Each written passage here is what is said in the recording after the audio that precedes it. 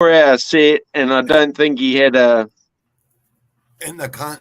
I love how you say that, bro. I love it. I love it. You guys call like cowards their cunts, right? Oh, yeah, you're a good cunt. I fucking love it. I love it, man. Oh shit.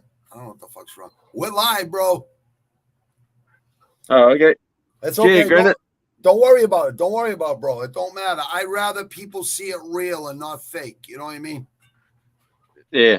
Well, I love Misfits, and it was a great concert. The guy didn't even take a break for like 4 hours, and he played about 200 songs. It was fucking ridiculous.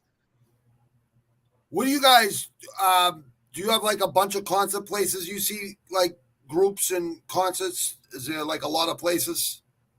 Yeah. There's big stadiums and small gigs, and so I'm gonna come down to Australia one of these days, bro. One of these days, like within a year or two. Next couple of years, I'm gonna make it down there because I've always wanted to go to Australia. Always. Yeah, well, the weather hasn't been good lately. We had a shit summer. It rained. I wanna go down there, brother. I wanna go down. Give it a couple years, come down and see the fires. Yeah, I want to come. It's all on fire. Give it about 2 years, and it'll be all burning down again, and it'll be amazing. You'll go, what the fuck's up? Why is this whole place on fire? I want to come down. I can handle that. I just want to come hang down there with you because I know you know that place very well. Yeah. So we're going to break down this giant dumpster fire of a card called UFC 52. What is it? Apex 52. It's UFC Fight Night. LEMOS versus ANDRADE. Yeah. Apex 52. And then next week, giant dumpster fire. We got Gaethje, fucking Ferguson, Chandler, fucking Thug Rose. We got a great card coming next time. Is that next week? I don't know if it's next week or the week after. It's not next week. I think next week's Font versus. It's off, right? Off. Isn't it Font? Isn't Font fighting someone next week? Oh, it's Font. It's Font for some. It's Font for somebody. But Font, people think Font's going to lose. I wouldn't bet against Font to that. Font's a tough kid, man. Yeah, he's local. He's a local kid. He's a tough kid. Who's he fighting, man? Oh man, I forget. I bet it's driving me crazy too. I forget too. Oh man, that sort of pisses me off a bit. I'm so drunk because I'm high on the other guy, and I love Font. I always pick Font. I'm looking right now. Font is. It says middleweight Gaslam on UFC 273. Lucky I've written down my picks. Yeah, I can't find it either. I don't know. That's driving me crazy too because I remember who he was fighting. Now I can't remember. Oh, yeah, it's all right. It's all right, Granite. So what do you think about this? What do you think about this Barry versus Mike Jackson fight? The first one on this dumpster card of tomorrow. Okay, let me see. We got an Irish lad versus American lad, Jackson. I've seen Jackson fight. I think he's a tough kid, but I don't know too much about. I don't know too much about Barry. Do you know anything about Barry? Yeah, he has won a bit of some kickboxing championships and stuff like that. He does have a loss in MMA. Yeah, he's 4-1. You're right. He's minus. Hearing, he's minus 1100. KIWI. Barry. Yeah, I know. But what I'm hearing is like the odds are blowing out. Everyone's just fading Mike Jackson because he's bad. He's bad. You know it. He's bad. 0-1. Yeah, he's plus 700. Damn. But he's not 0-1 because he's actually 1-1. He just popped after beating CM Punk. Oh, that's right. That's right. He lost to Mickey Gall in 2016. Holy shit. Like, Yeah, CM Punk. You're right. No contest for CM Punk in 2018. That's his last fight. See, he's 37 years old. He hasn't fight. Well, after that fight, Dana said that he'd never fight again in the UFC. Do you remember that fight? He was doing the fucking wind up punches, and he was just fooling with CM Punk. He was absolutely fooling. He wasn't even taking it seriously. It was Whitaker. It was on the Whitaker versus Romero 2 fight, UFC 225. That was his last fight versus CM Punk. Yeah. He was fooling. He was fooling. He wasn't taking it seriously.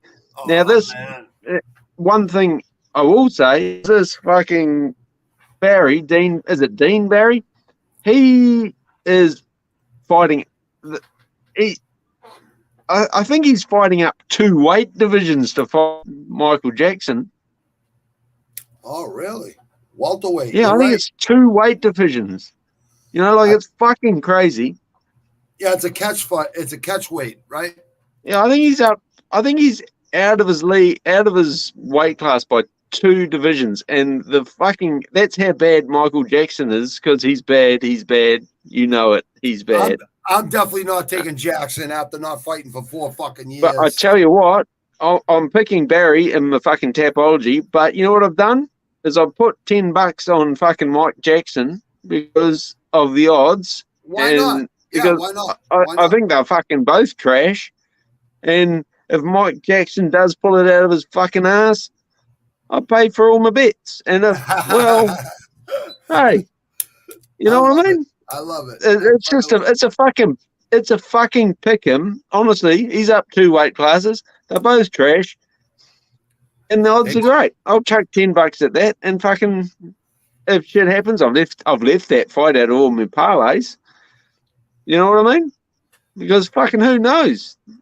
He's debut and he's shit. Who gives a fuck? I like your way of thinking. That's smart. Like, for anyone that bets out there, listen to Kiwi, because he makes sense. You know what I mean? When he's betting, he makes sense.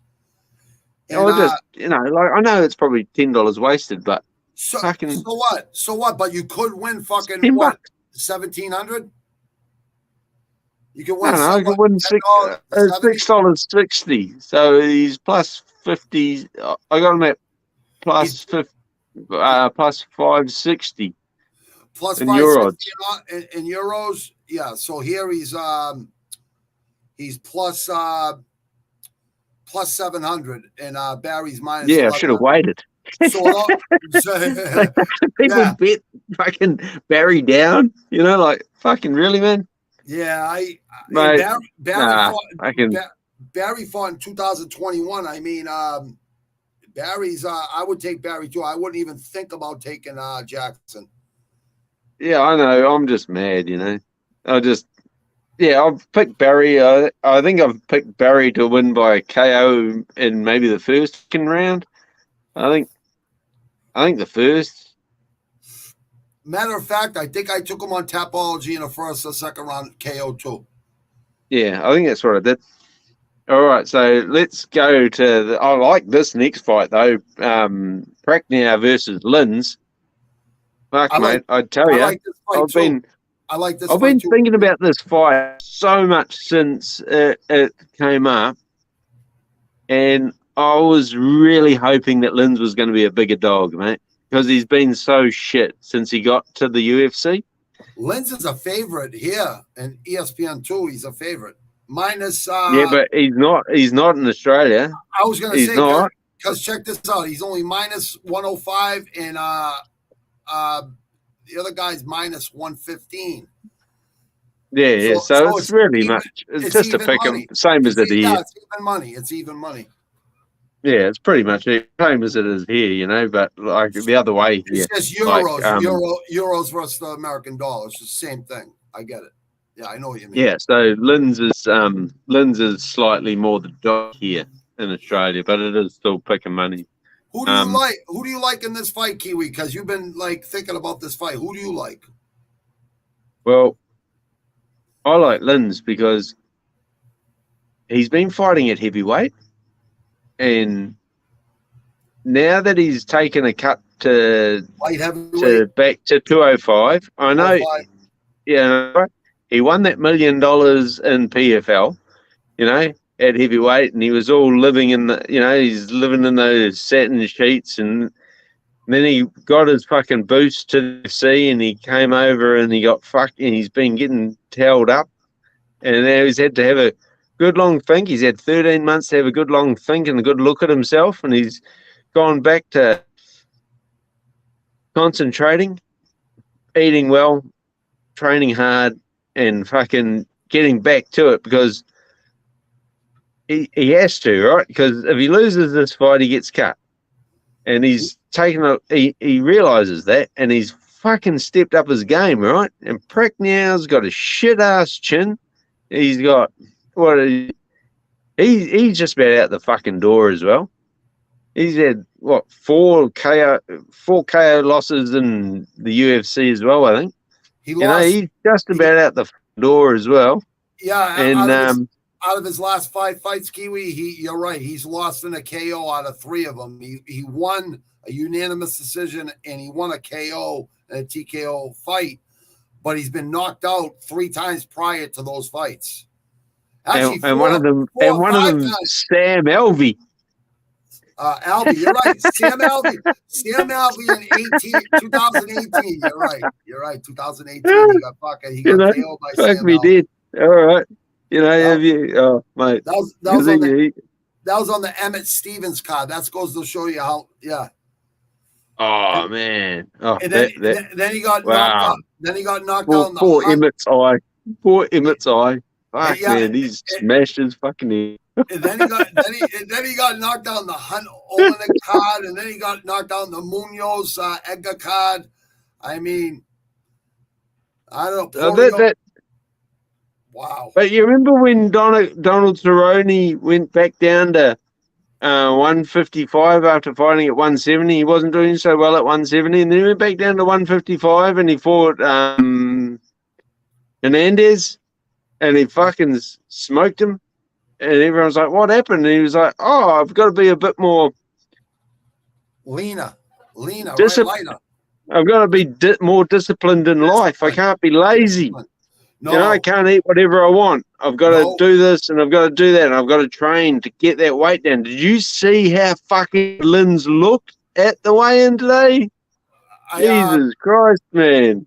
He's been hanging out with Paulo Costa, and what he's doing the Mexican and Russian roids, huh? He's doing those roids. Yeah, man. He's been in fucking Yoel Romero's fucking supplement cupboard. Yoel Romero is a fucking freak of nature, that motherfucker. Oh, fucking 100%. That guy, I'm sure he's used roids, but that guy definitely got genetics. You know what I mean? That guy's got genetics. That ain't all steroids. You know what I mean? That guy's not all steroids. Oh, no. He's got the genetics for sure. Oh, I like Cheeto Vera. Cheeto Vera is fighting Cheeto Vera versus Font. That's right. And I like both of them. I like Cheeto Vera too. You know, I like that guy. I know. That's what I was saying. I pick Font, but I'm really high on the other guy. And then, it's Cheeto Vera. I like Cheeto Vera too. I like Cheeto Vera just as much as I like Font. I like them both. Yeah, I know. That's hard. It's a hard fight. Let me ask you something. I think John Jones's fight, I know you don't like talking about John Jones, but really quick, versus Stipe, I think that's the best. All day, every day. I think that's the best test they could give John Jones, because no one else. So do I. Yeah, no one else in the heavyweight division is going to give John Jones a fight like Stipe will. Nobody. I think it's a great fight. I think it's smart. Honestly, I can't wait to make a heap of bank on taking all the John Jones supporters' money when Stipe fucking creams that fucking homeless man rapist. I don't know. You shut that fucking octagon gate. You can say what. Listen, I don't agree with people hurting women either. I definitely don't agree with that shit. I'm not. No, it's the homeless men he rapes straight. But he doesn't really rape them because he pays them. So I never heard that shit. So, like, I live in America. And mate, that shit.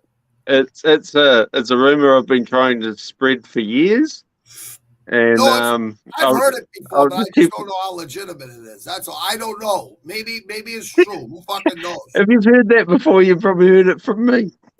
Well, I know you always give them a hard time, and that's fine. Hey, that's fine because people agree to disagree. I agree to disagree with you because, hey, it is what it is. You have a lot of knowledge. So just to let people know real quick, you were 11-2 last week or 11-3, and I was 10-4. So we're giving you people winners here, people. You guys got to figure out how you want to fucking bet them straight each fight or fucking parlays or whatever. I don't know. I don't gamble, but my boy here, he has no problem gambling because he has extra money to gamble. That's what he likes to do. He wins money. You know what I mean? He wins money. Who do you like in this fight? Who do you like in this fight, Kiwi? Well, you wanted to sell yourself. You know you have a lot. Lynn's fight? Yeah, I'm picking Lynn's by KO. I like Lynn's too. Yeah, I like Lynn's too. What do you like about it? I reckon he does it early. I reckon he does it early. Yeah. Yep. For sure. This fight won't go past. Okay, won't go into the third round. I took Lynn's too. I took Lynn's on Tapology, and I'm gonna say Lynn's too. Really? I'm going right along. Good stuff, Granite. Yeah, we're both on the same page today, brother. Okay, so the third fight's this third fight popped up. My sheet I printed out the start of the week. It wasn't on there, so I hadn't even done much into this. It sort of popped up this morning. I was like, "What the fuck is that?" When we were going to go live earlier, and I was making sure that I got everything in right, and I was like, "What's this fucking number? Fucking the third fight? I don't know anything about this." Kristen Parsons, 9-3 versus Evan Elder 7-0, and this is a late Parsons change. Minus 125 Parsons and plus 105 Elder's debut. He's up in weight. Oh, okay. Right. I was wondering why this was. Okay. Yeah, he's up in weight. He usually fights at lightweight, not welterweight. He's got 7 straight wins. He's 7-0 right now. 7 straight wins. Yeah, but he's up in weight. Short turnaround. I don't know when this mate. Hey, you know when did this pop? You know how many days has he got? You know who likes Elder? I guarantee it is our buddy Van Shipman. You know why? He fights out of the he's old. No, because he's an elder. No, no, because he fights out of the Nick Diaz Academy. So you know how much Van Shipman loves the Diaz brothers. So. But no, I thought you were taking the piss out of him because he's an elder. No, he's only 25 years old. Van Shipman, salute, brother. We love you, brother. We're only kidding, brother. Sorry, Van. Here's your finger. He knows we're kidding. I just know how much he does. He knows I'm a fuckwood anyway. Oh, he knows that. Yeah, you guys have been around since fucking fossils were around. So yeah. But have you seen Kristen Parsons? Have a look at how he wins. He lost to Rodriguez.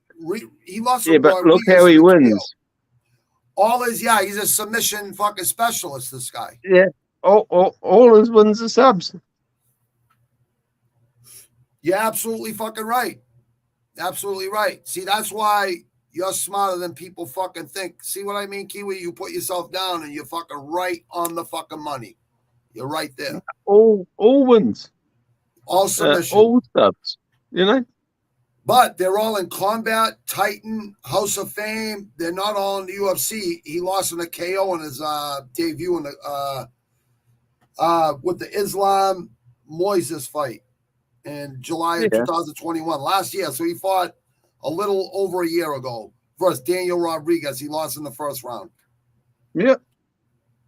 But Rodriguez, just in all fairness to Parsons, Rodriguez can crack. He can fucking throw punches. He can throw and he can kick. So he hits hard. He fought D-Rod. Yeah, when he lost to D-Rod, he came in on fucking short notice, a couple days notice. Exactly. All right, fucking D-Rod. D-Rod's a savage. Yeah, D-Rod's a savage. I don't know if people know that out there. You know, certain people don't know it. You know what I mean? D-Rod can crack. He can hit hard. He can hit hard. There's no... Oh, yeah, you're right. I just so glossed over that because... Losing to D-Rod was it's like he's just paying his entry fee into the UFC. That fight, it's just his elder is doing it now. They're giving Parsons back the favor. You know what I mean? He's getting a favor, short turnaround. Well, he hasn't fought like 14, 15 months. That's a good thing after a knockout. Like Tony Ferguson, I've never seen anyone but Gaethje hurt Ferguson like they hurt Ferguson. Right? Oh, we're going to get to that shortly. Yeah, but he came back 3 months after. You know, you don't come back after a knockout after 6.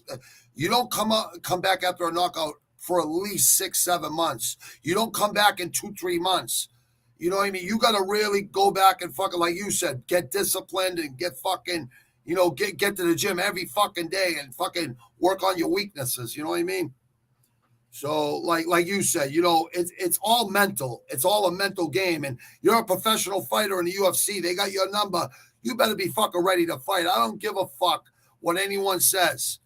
In between fights, you should be running 3 days a week. You shouldn't have to make weight. You should only have to drop 10 pounds. That's it. You should always be in shape. You know, you're getting paid. I know that people think this is short money. They're getting paid. They tell you what they get paid. They don't tell you what they get paid on the side for taking an early fight. Dana White might say, listen, I'll give you $100,000 for taking this fucking fight on the side. No one knows. You know what I mean? So I think Dan Hooker got $1 million to fight Islam. Oh, he did. And not only that, he got to stay in America and bring his family to America. So, you know what I mean? Like, there was a big deal in that. Hooker. And Hooker will be a commentator. Watch, he will be a commentator for UFC. I guarantee it. Because he's that nice. I don't think so. I don't think he'll be a commentator because he's terrible on the microphone. Yeah, but he's good. I seen him with the guy when he was fighting Islam. I seen him with a guy who was doing podcasts like me and you were doing picks. And he seemed to do it very well with the person he was doing it with. So maybe he does it very well, but he goes because his nose is fucked. So the way he sucks his spit, he makes horrible noise. And I reckon that he's got to get it. He's got to give up fighting. He's got to get his nose fixed, and he's got to learn how to swallow his spit properly before he gets any commentary fucking microphone. You know, Joe Rogan had that same problem because he had the Boston accent like me. You know, we don't pronounce our R's. And he had a broken nose from kickboxing and taekwondo for years till he got that fuck you money from Fear Factor or whatever. Then he got his nose fixed. And he fell down some stairs when he was 4 or something. Yeah, and he did that. And that happened too. So a lot of shit. Like look, my nose been broke one time. One time, that's it. Out of 200. Oh, mine's been busted that many times, Granite. And the last guy that yours don't look it though. Mine looks it. Yours don't look. Yours don't look it. No, yours don't look it. Nope. Nah, the last guy that beat me up. I can see one break. I can see one break in your nose. That's it. I can see one. That's it. It's quite well. Yeah, you must be a tough son of a bitch, Kiwi, man. You must be. The last guy who broke it, he knocked it back on my face. And been like 15 years or something that I couldn't breathe through both nostrils. Ooh. And now I can breathe through both nostrils because he smacked. That's the best thing about he knocked my nose back on my face properly. So he unbroke your nose. Your nose was broken. He unbroke it. And he lined it back up. That's what I'm saying. He unbroke it. He unbroke it. He say when someone gets a broken hand or a broken foot or a broken leg, they gotta re-break it. You know what I mean? Yeah. So that's probably what happened to you. You got re-broken. You got your nose re-broken. Yeah. Oh, he re-broke it. Yeah, he smashed it from over there back. back on there.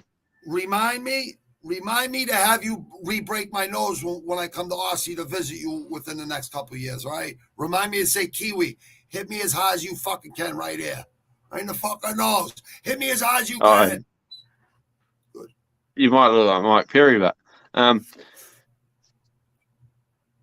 who do you like in that fight? Who do you like in this fight, Kiwi? I'm wondering who. Oh, we haven't even started. Fucking, we're talking. All right, we're supposed to rip through this, eh? Yeah, no, it's all right. Oh, no, sorry, Kristen Parsons. Sorry, Kristen Parsons. Sorry, mate. No, you don't have to be sorry. I talk. Me and you talk. We talk. That's fine. That's what it's all about, having fun. Yeah, as long as we're having fun. All right, no, you're right, because I was looking at this fight. I was like, we haven't even started breaking this one down. But yeah, no, because it's this fucking fight, which is down here written in Biro. In Biro, Robbie. In Biro. In Biro. Kristen Parsons, like, by sub. And I'm going to take him. I think I've taken him in the first round. Okay, you know what? I have to check my Tapology picks because I don't want anyone ever questioning my fucking picks. Because well, that's what you fucked that up. You picked fucking Sam Hughes the other day, but you fucking changed your pick, you dumb cunt. I was gonna tell you, but I can't get in touch with you sometimes. We're 16 hours fucking behind and ahead of each other.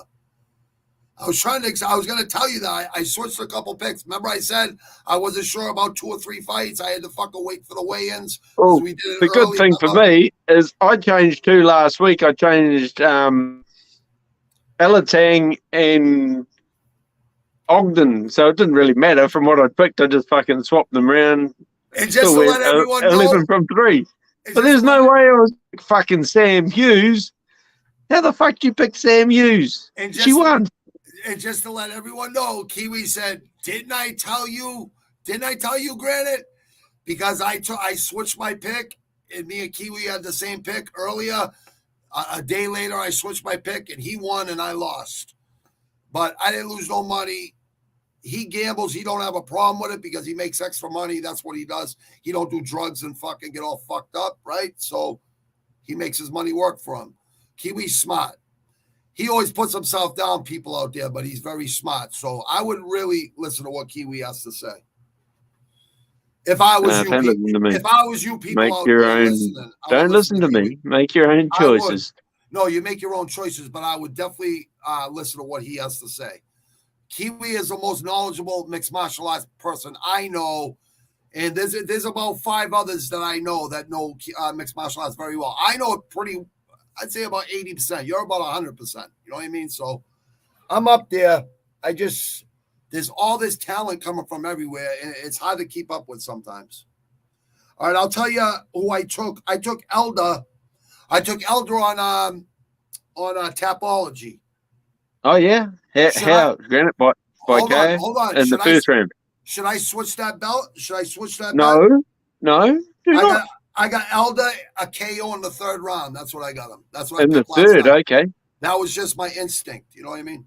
Yeah, no. That you saw the face off, so you see how thick that bloke was. Yeah, and I seen the body language. You know what I mean? And it looked to me for sure. I saw it too, and I was like, ooh. Who do you like Elder too? No. I picked Parsons, but I just went Parsons by submission in the first because he's a submission short specialist, turnaround, you know. But you know what? Kiwi, I'm gonna switch. Don't do that, Granite. No. Do it. I'll look like a cunt. No. Hold on a second. You pointed out to me. Did you see all his wins? I didn't fucking look at all his wins. All submission wins. I did not see that. I seen like the last 5 fights. You better look like a cunt when he knocks him out in the 3rd round. I don't care because I'm not losing nothing. All I'm saying is a submission artist. You might lose the No. The rush hour MMA fucking tipping thing by that. No, we're both Rush Hour MMA special ops members, so we can't lose Rush Hour MMA because we're representing them anyways. You know what I mean? So, like you said, people are gonna pick who they want to pick. But this guy has won 8-9 fights, all submissions. So this guy's a dangerous motherfucker on the ground. If he can survive a barrage of punches, the other bloke hasn't lost a fight. I think he's lost one amateur fight. And that's why I took Elder third round. I think he's lost one amateur fight. You know, he's only lost one fight. Maybe his third fight, I think he lost the amateurs or something. I'll tell you right now, in the amateurs, all I see is pro. All I see is pro Shamrock. He fought Shamrock FC, LFA, Shamrock FC. Where do you look? Where do you look? Do you look on Tapology? Do you look at the? No, I look right on ESPN. It shows their fight history. Yeah. Fight history. I go to their fight history. Tapology will show you his amateur record as well, right? I think, yeah. Okay. Maybe he lost one. I don't know. Okay, check this out. Out of 1,800, but his wins are in the first. I think he's got lots of wins in the first round and one or two in the second. Most of them are in the first round. He's got 4 first round submissions. Oh, does he have arm bars as well? He has a flying knee knockout KO. He has TKO punches in the first round flying knee, submission straight armbar in the first round, and TKO punches in the first round. You're right. And then 3 of the fights are third round unanimous decision, and 1 third round went to TKO punches. So we know he could go into deep waters and still fucking KO somebody. Yeah, and so we know he's no chump, right? He's pretty well-rounded. He's pretty well-rounded. Yeah, but it's not the UFC. There's levels to this shit. We both know it. And he's up, right? So he's fighting a bigger guy. It's training camp. And he's trained out of the Nick Diaz Academy. So if he's working on his submission game because he's fighting a submission artist, I don't think you learn to defend submissions that fast. I think it takes a lot longer than that. I think you need to do that for 2 to 4 years at least. Yeah. Okay, these guys should be doing. This guy right here, Elda, should be working on his BJJ like 2 times a week. He already has his striking. Work on that once or twice a week, but go to BJJ classes twice a week. Go to someone that cares about you, wants to teach you. Nick Diaz and the Gracies is a great place to go. You know what I mean? To learn. You know what I mean? BJJ is the most complicated part of mixed martial arts, and people will never figure that out. They think it's all fists and feet, which you have to learn. You have to know how to throw your hands. You have to know how to throw your feet. You have to know how to wrestle. And if you don't know how to get back up from fucking getting taken down to the ground, you might as well just give the fuck up, or you better train hard. One or the fucking other. I'm sorry. I'm changing my pick on this one because I made these picks really fast. On Tapology, 1,864 members. Got Parsons winning. 66% of the Tapology picked them to win. 34% to pick Elda. Yeah, I'm gonna stick with my pick. You're right, Kiwi. Don't go against the grain. You're right. Go with your intuition and your gut feeling. You're right. But I'm gonna say I think Kiwi has the right pick here. This guy has all submission wins. Parsons, and you know what? I already switched it, so I'm gonna keep Parsons. I'm gonna go with Kiwi's pick on this too, and I'm gonna do it in round 2 when they're not too sweaty. And they can lock in those fucking submissions because after round 3, they're too sweaty to lock them in unless they're, fucking really, really good with technique and fucking jiu-jitsu. Because once the sweat starts going and the blood starts flowing, it's hard to get a grip on somebody. And if you ever fought, anyone would know that. You know what I mean? It's not easy. It's not easy to lock in a submission when someone's all sweaty. So that's the way I look at it. Like after round 1, 2, that's when submissions usually happen. But they've been known to happen in 3rd and 5th rounds too. Those are the elite of the elite that can do that. There's levels to this shit. I try to explain it to people, but no one ever fucking listens. I'm gonna go with Parsons. You took Parsons, right? Since you showed me that a couple minutes ago, I got Parsons submission 2nd round. Oh yeah. That's good, Granite. I don't mean to fuck with your picks, mate. Oh, shit. Don't tell me you took Elder. Right, now, this fourth fight. You're not fucking with my picks. I want to see you make money. I want to see how fucking watchers make money. So. Yeah, but I don't want to fucking change it. No, you didn't. Your head and like, no, you know, didn't. like. Maki Rizzo says good morning. Good morning, Maki Rizzo. Ah, Mikey. Mikey Rizzo's a good mate of mine. Kiwi's talking to you. Tip that pinky out as you sip that drink, Kiwi. Hey, Kiwi, someone was getting, people are giving you all kinds of good comments. They're like, look at that fucking stash on that hunky guy. I'm like, damn. I think he has guys that like him that I think they really think you're fucking handsome or something. I don't know. I'm sorry, people. I'm not, I don't, I like women. I'm sorry. But if you like men, there's nothing wrong with that. I'm not fucking putting you down. Oh, mate, no. I don't see him as handsome. I just see him as my brother. He's my brother. Don't worry. You know what I mean? Mikey Rizzo's seen me let firecrackers off out in my ass. I'm only kidding with him. Mikey Rizzo knows I'm only kidding with him. You know? He knows I'm only kidding with him. I shot him out. That's a true story, Granite. What, he blew you up with firecrackers? No, he asked me, like I told Rory about what I'd done for a mate when we didn't have a cake, so I stuck some sparklers up my ass and fucking set myself on fire, and didn't believe me, so he's laughing on the fucking screen. He sent me a fucking thing saying, "Hey, Kiwi, can you do me a favor?" I was like, "Yeah, mate, anything for you. I love you." And he's like, "Would you do this?" And I was like, "Yeah." And my wife bought the 2 biggest fucking boxes of sparklers, mate. So I ended up on fire. Like when I did it for him online, I ended up on fucking fire. So he's a fellow Aussie, huh? He's a fellow Aussie? No, he's from Florida. Florida. Yeah, he's from Florida. FLA, Rizzo, a paisan down there in FLA, huh? Salute, brother. Yeah, man. Mikey Rizzo is a fucking solid bloke. I love the guy. He's as honest as the day long. Thank you, Mikey Rizzo, for tuning in, brother. All I want is organic, real motherfuckers watching. You know what I mean? Yeah.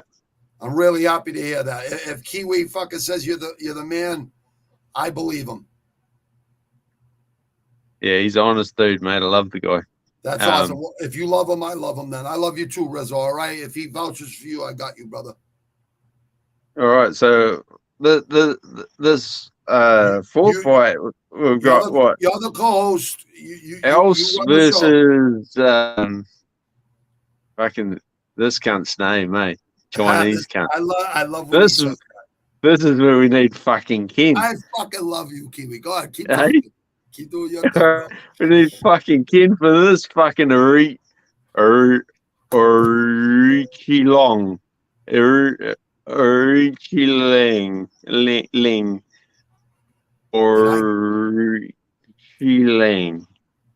Orichi Lang. Orichi Long. Quillang, because there's no U at the end of the Q, so it'll be Quillang. There won't be a qua. It could be Kulang, right? Because they say, when they call it, they say Orichi Lang. I think you called it right, bro. I think you got it right. That's what they say, but it's no, it's Ori Kulang. You got it better than they call him Orichi Lang. Yeah, you got it better than I can pronounce his name. There you go, Orichi Lang. But yeah, he's up in weight. He's gone up to a new fight weight. What is this? A whole catch weight fucking fight card? Hold on one second. I just gotta hand my coffee to my wife. She's making me a nice coffee. Oh, see, good, that's bro. what 30 years of being with a wife does. You know, they do something to you. This is what a whole dumpster fire of a card gives you. Oh, you know. That, bro. Oh, shit. Not just that, Granite. It's like, it's not people are up in weight. It's like dumpster fires. Like John Jones is going to be lurking around, raping all the homeless people and that all around this fucking dumpster fire. Stop it. Fucking Rizzo's laughing his balls off. Once he heard you talk about that fucking fireworks shit, he was like fucking with the sparklers up your ass. He was laughing his balls off. Yeah. Oh, mate. That's And you know, the funniest thing is my kids were terrified. Hey, what's up, Mikey? Mikey, oh, your kids were terrified? Mikey, what's up, Mikey Myers? We got a local in here too, a local from the city of dead presidents. We got Mikey Myers in the house too. Good morning, hey, Mikey Myers. Look at this, my buddy from KIWI. KIWI saying hi, Mikey. I think Mikey Myers is a fight fan too. Good stuff, Mikey Myers. Mikey Myers seen me when I was a cowboy, when I was a real cowboy back in the days. So what are you thinking about this else Arichi fight? Granite? KIWI, I'm gonna have to go with my my Tapology picks because on my Tapology picks, I've got like almost 100 wins more than losses, so I might as well just go with that. You know what I mean? Like, for sure. Yeah, for sure. I usually do well, better than fucking average, at least. As Dougie would say, subpar. But I'm not losing money, Dougie. Yeah, don't worry about Dougie. Oh, I like Dougie anyways. Me and Dougie get along fine. I took Elsie. I took Elsie's submission. Yeah? I took him in a submission in round 3 because I like the fucking underdogs, motherfuckers. Yeah, I know you do. I know you do. I'm taking Arichi long by decision. Okay.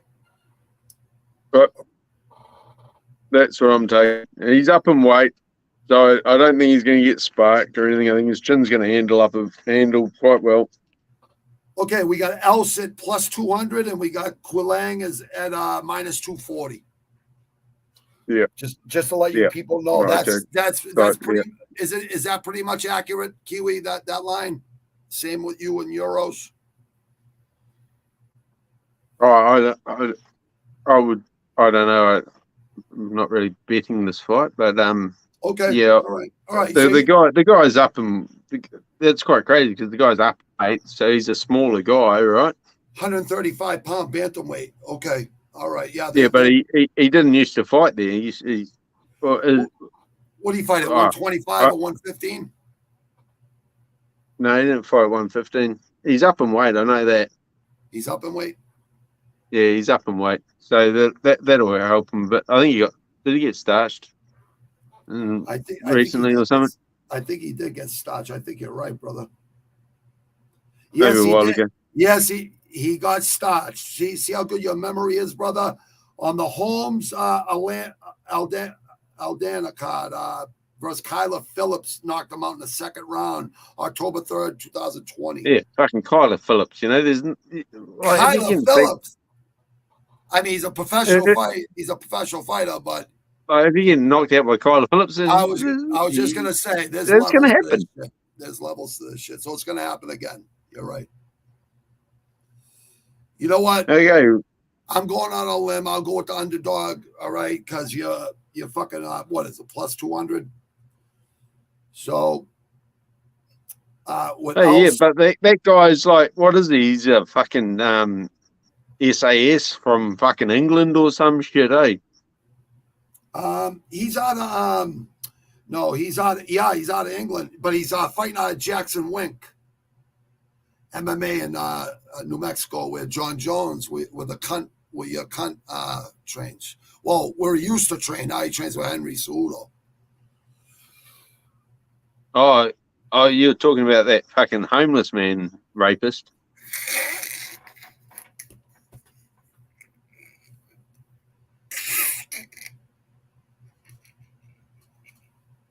Oh my God, KIWI, you make me fucking laugh, dude.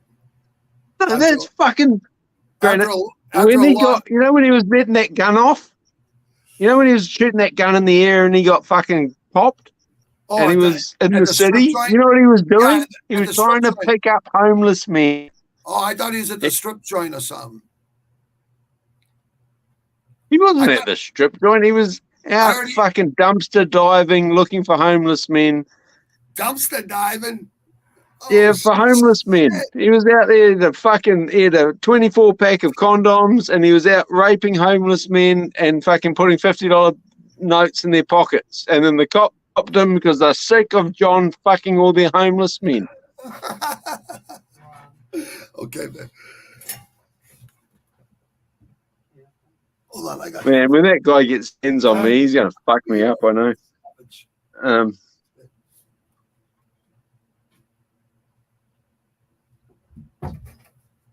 Sorry, bro. I need my caffeine. You're all right, brother. I need my caffeine. I'm sorry.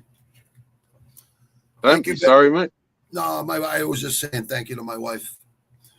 She comes from the other side of the house and comes out to the fucking, it's like not even connected to the house, basically. It's like kind of connected to the house, the studio. So, hey, that's what 30 years gets you, I guess. A little bit of loyalty, which is good.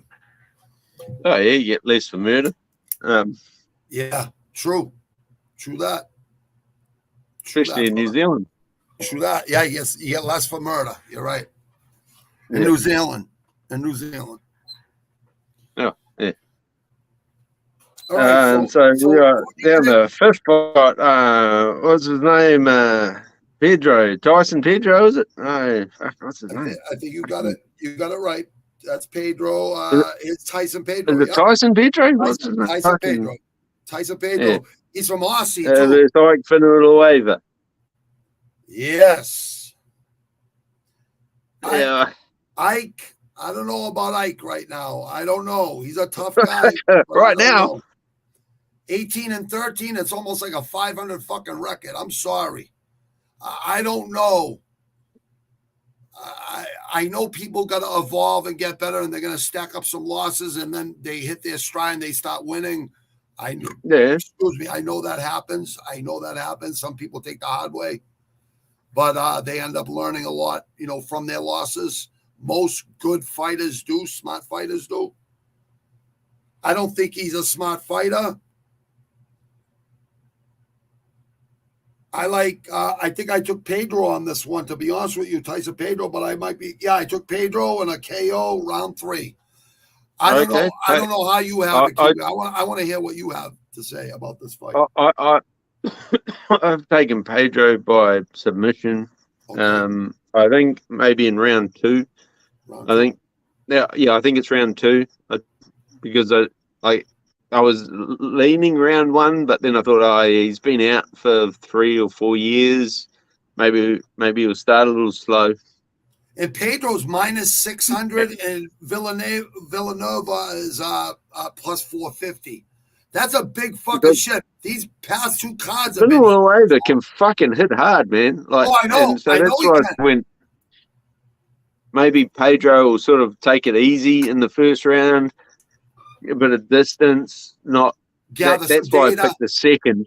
Gather some data, right, for the first round. Because he's been out for a while, that's why I did it. But like Villanueva, they gave him a pretty easy first fight in the UFC against Sherman. Then he fought. You're right. Jordan Wright. Did he fight Jordan Wright next, or did he fight Jordan Wright? He fought Jordan Wright next, and he lost that fight in a TKO doctor stoppage in the first round. Yeah, on the Munoz Edgar card, and then he KO'd on the Chiesi Magni card. He KO'd Vinces Moreira. I don't know much about Vinces Moreira. Yeah, he's a fucking mate. And then his last 2 fights have been KO. He's got knocked out, so he's been knocked out 4 out of his last 5 fights. He won 1 by KO and lost 4 by KO. Yeah, against his last 5 fights. That'll give you the fucking story right there. Against a bloke that's hanging around trying to fend John Jones off from raping him. Yep, around the dumpster. John Jones, I hope you're hearing this, because you better fucking win. You better not make me look stupid. John Jones. Like, come on, let's be serious, mate. John Jones is a very good fighter. And I know. Kiwi, I know you always said it. You always talk shit, but you always say that you respect him as a fighter. I will. I know you've said that a lot of times. I just don't like what he does to our homeless. I don't like what he does to the Albuquerque homeless community. Hey, you're saying a lot better things about him than a lot of other people say about him. So I'm sure he can take that. He'll probably. He can try and rape me if he wants. So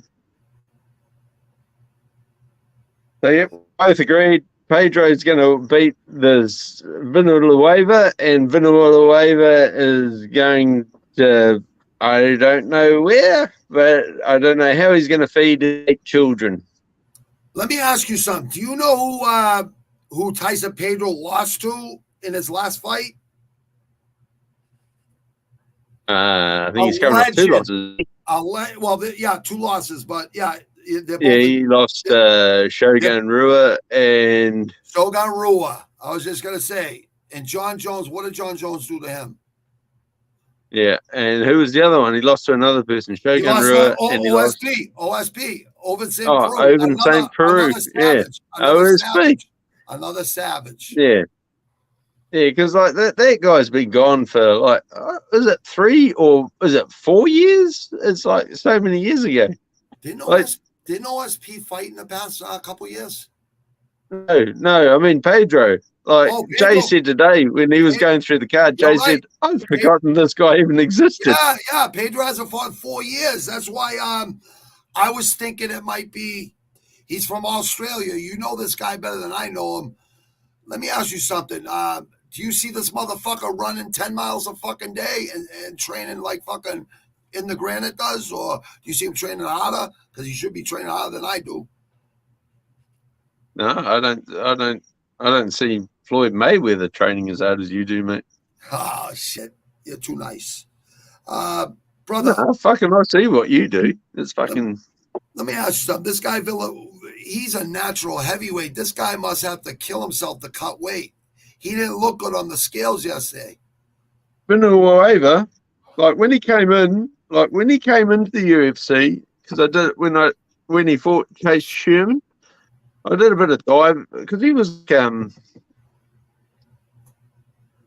Sherman when he fought Sherman.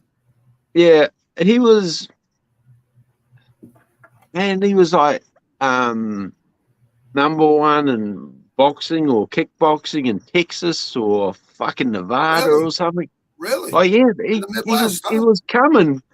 He was, because I remember having real trouble with that fight, and I'm going, fucking, do I go with Sherman or do I go with this bloke? I don't know him. Yeah, I was gonna say I've seen him fight before. I just don't remember when or where, and that's the thing. Like he reminds me of a boxer I used to watch. I don't know if it's the same guy. You know what I mean? I don't know if he went over to mixed martial arts. Like you said, he might have been a kickboxer or a boxer in the Midwest. He was. He's good with his hands. He definitely was a boxer or a kickboxer. Okay. And Texas, maybe? I think. Yeah. I'm saying Texas is a tough. I gotta admit, next to New York, Texas probably. I think it was. Texas is Villanueva. Texas is up there with New York and New England for Golden Glove boxers. I'll have to look. Now that's annoyed me. I'll have to look. Yeah, it'll come back to your mind. It'll come back to one of our minds. I'll remember. Okay, we'll go on. We're both picking Pedro. Yeah, Pedro. Dwight Grant versus fucking Kendesco. Fucking Kendesco. Where the fuck's that cunt been? Well, he's a fucking Russian savage from building tanks or something, you know? Yeah, where the fuck's he been? He's building tanks. You're right. I agree. He's been building tanks, brother. Industrials. That's his. Well, you're right. That's his nickname, Industrials. So yeah, he's in the industrial end. He might be with the war industrial complex, or he could be with the tank industrial complex. Yeah, I don't like this fight. I don't like this fight either. I had a hard time picking this fight, actually. Well, they're both fucking very inactive. Yeah. They don't do much, so they might just stand there and take photos of each other. And what do you think? A decision here? Lame fight? Well, I'll tell you what I picked. I picked Dwight by decision, but I wouldn't be surprised if he like punches the fucking hole in his head once he finally throws a punch. Yeah, he's I forget what they call it, gun shy to throw his hands. I've seen that happen to too many fighters. They're gun shy to let loose. You know what I mean? And it cost them every time. Well, his fight against Trinaldo was a good fight. I didn't.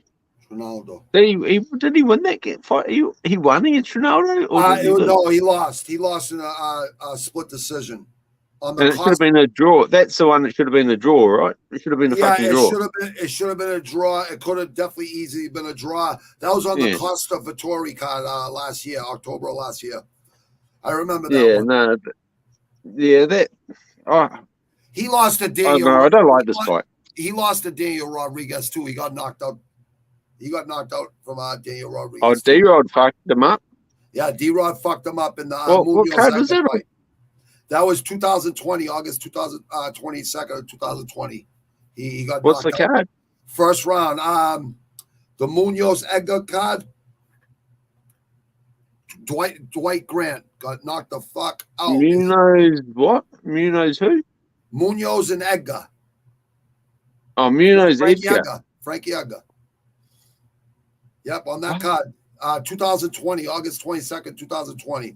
It was right at the beginning. I watched that card. It was, yeah, you did. It was right at the beginning of the pandemic. It was right after the Gaethje Khabib fight and all that. It was like 3 cards in to the pandemic. Okay.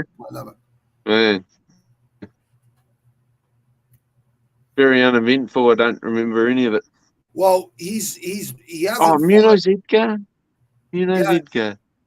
What happened in that one? He's what one you looking at, bro? Yeah, it doesn't matter. I'm just thinking, God, nothing's like popping in my head, like nothing memorable happened. There's nothing. Kiwi, it does matter, Kiwi. What were you thinking about Dwight Grant? You're talking about? I give you his last 5 wins and losses right off the bat. His last 5 fights. He's 3-2. He lost his last fight in a split decision that could have been a draw, like you said, versus Trinaldo, October 23rd of 2021. I agree. It should have been a draw. I remember that fight. He won on the Usman Masvidal 2 fight card versus Stefan Sekulic. He had in the 3rd round another split decision. So this guy could go the distance. We all know that. And then he lost a KO to D-Rod, Daniel Rodriguez, in the 1st round on the Munoz at the Edgar card. And then he won. He has a KO win versus Carlo Pedasoli. And then he has a split decision versus Alan Joban on the Holloway. Alan Joban? Yeah. Okay. On the Holloway Poirier 2 card. So he's been active 2019, 2020, 2021. He's had 5 fights. So, he's active. I took the Russian on this fight. Oh, you did? I took the Russian. His last fight, you didn't have children? I'll tell you the reason I took him. There was a reason I took it. Once I look at it, I'll see the reason. You'll tell me. I know. And the funny thing is, Granite, is I go, what the fuck? Why did you pick that? Like, why the fuck would anyone in the world pick fucking Sam Hughes? And if I could pick it again, hey, hold on. If I could pick that fight again, I still wouldn't pick fucking Sam Hughes. I just had a funny feeling. I knew her contract was on the line. I knew she was working in it. She was in a good spot in her mind. She just moved to Dallas, Texas, Fort Worth, Texas. She was with a good wrestling coach. She was learning how to fucking dip down and fucking take people down. So, that girl she was fighting is only good explosive for 1 round. And I knew if she could last through that 1st round, she'd have a chance. And she fucking fought her heart out for that fucking fight. I thought that was an impressive fucking showing for that girl. Yeah, but I just don't like. You didn't expect that. Even if I could take my picks back and do them again, I still don't pick Sam Hughes. You wouldn't have picked I still don't pick Sam Hughes. Like if I could break, she won though. Can't pick her. I still can't pick her. Yeah, even knowing what I know now. See, but you're honest, and that's what this is, brutally honest. There's nothing scripted here. That's why you're still kind of fucking pick it. I don't know how that. Yeah, I don't know. I don't know what made me. It is. Oh, sorry, mate. No, you go, bro. It's fine. No, I just brought it up. It is Houston, Texas. I just see that Ike Villanueva was fighting out of Houston, Texas. So Houston's a tough city, man. He was the fucking Fury. The Fifth Ward Posse. Oh, you got Fury. He was the Fury. That Fury FC. That's right. He was the Fury FC champ.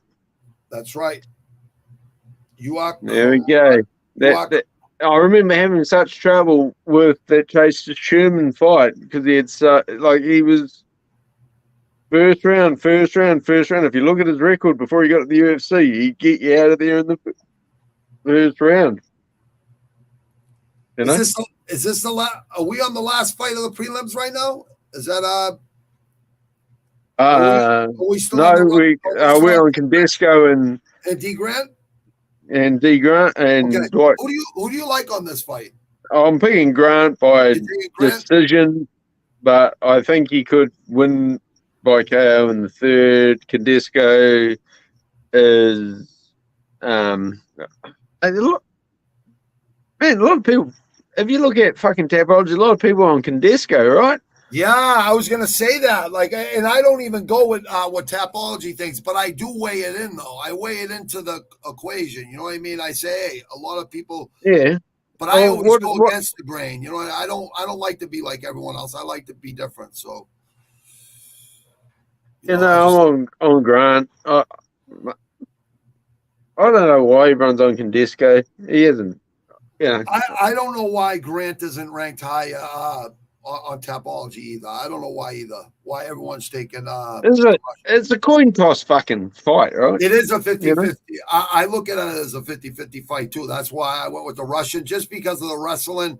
And I noticed wrestling's winning a lot of fights, in the past couple of years. Yeah. Okay. So we go to this is my favorite fight. This is my favorite fight. This next one. And this is the last prelim card, and then we'll answer questions. We'll go into the chat room real quick, and then we'll bang out the main card, people. All right, this is my favorite fight of the card, I reckon. Your favorite fight of the fucking whole card. That's saying something, people. Listen up. Yeah, Jordan Wright versus Mark Barriol. Now, Mark Barriol. Marc-Andre Barriol. All right, this fight is not going to be very long.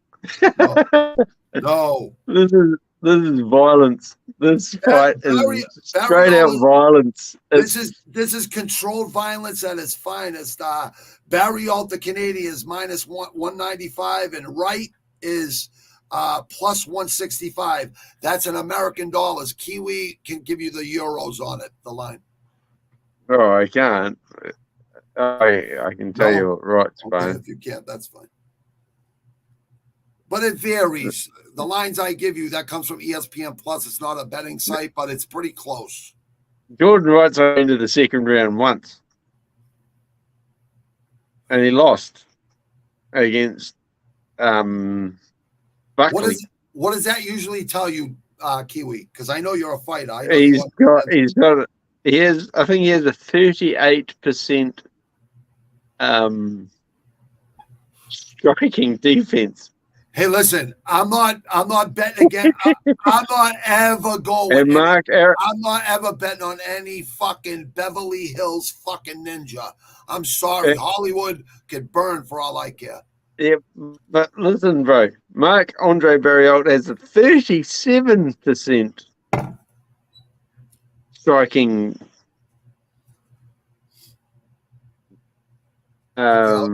defense. Okay, all right. So Barriol and Wright. Wright's got he's 8.9%. So He's 9% significant strikes landed per minute, and Barriault is 6. Okay, accuracy.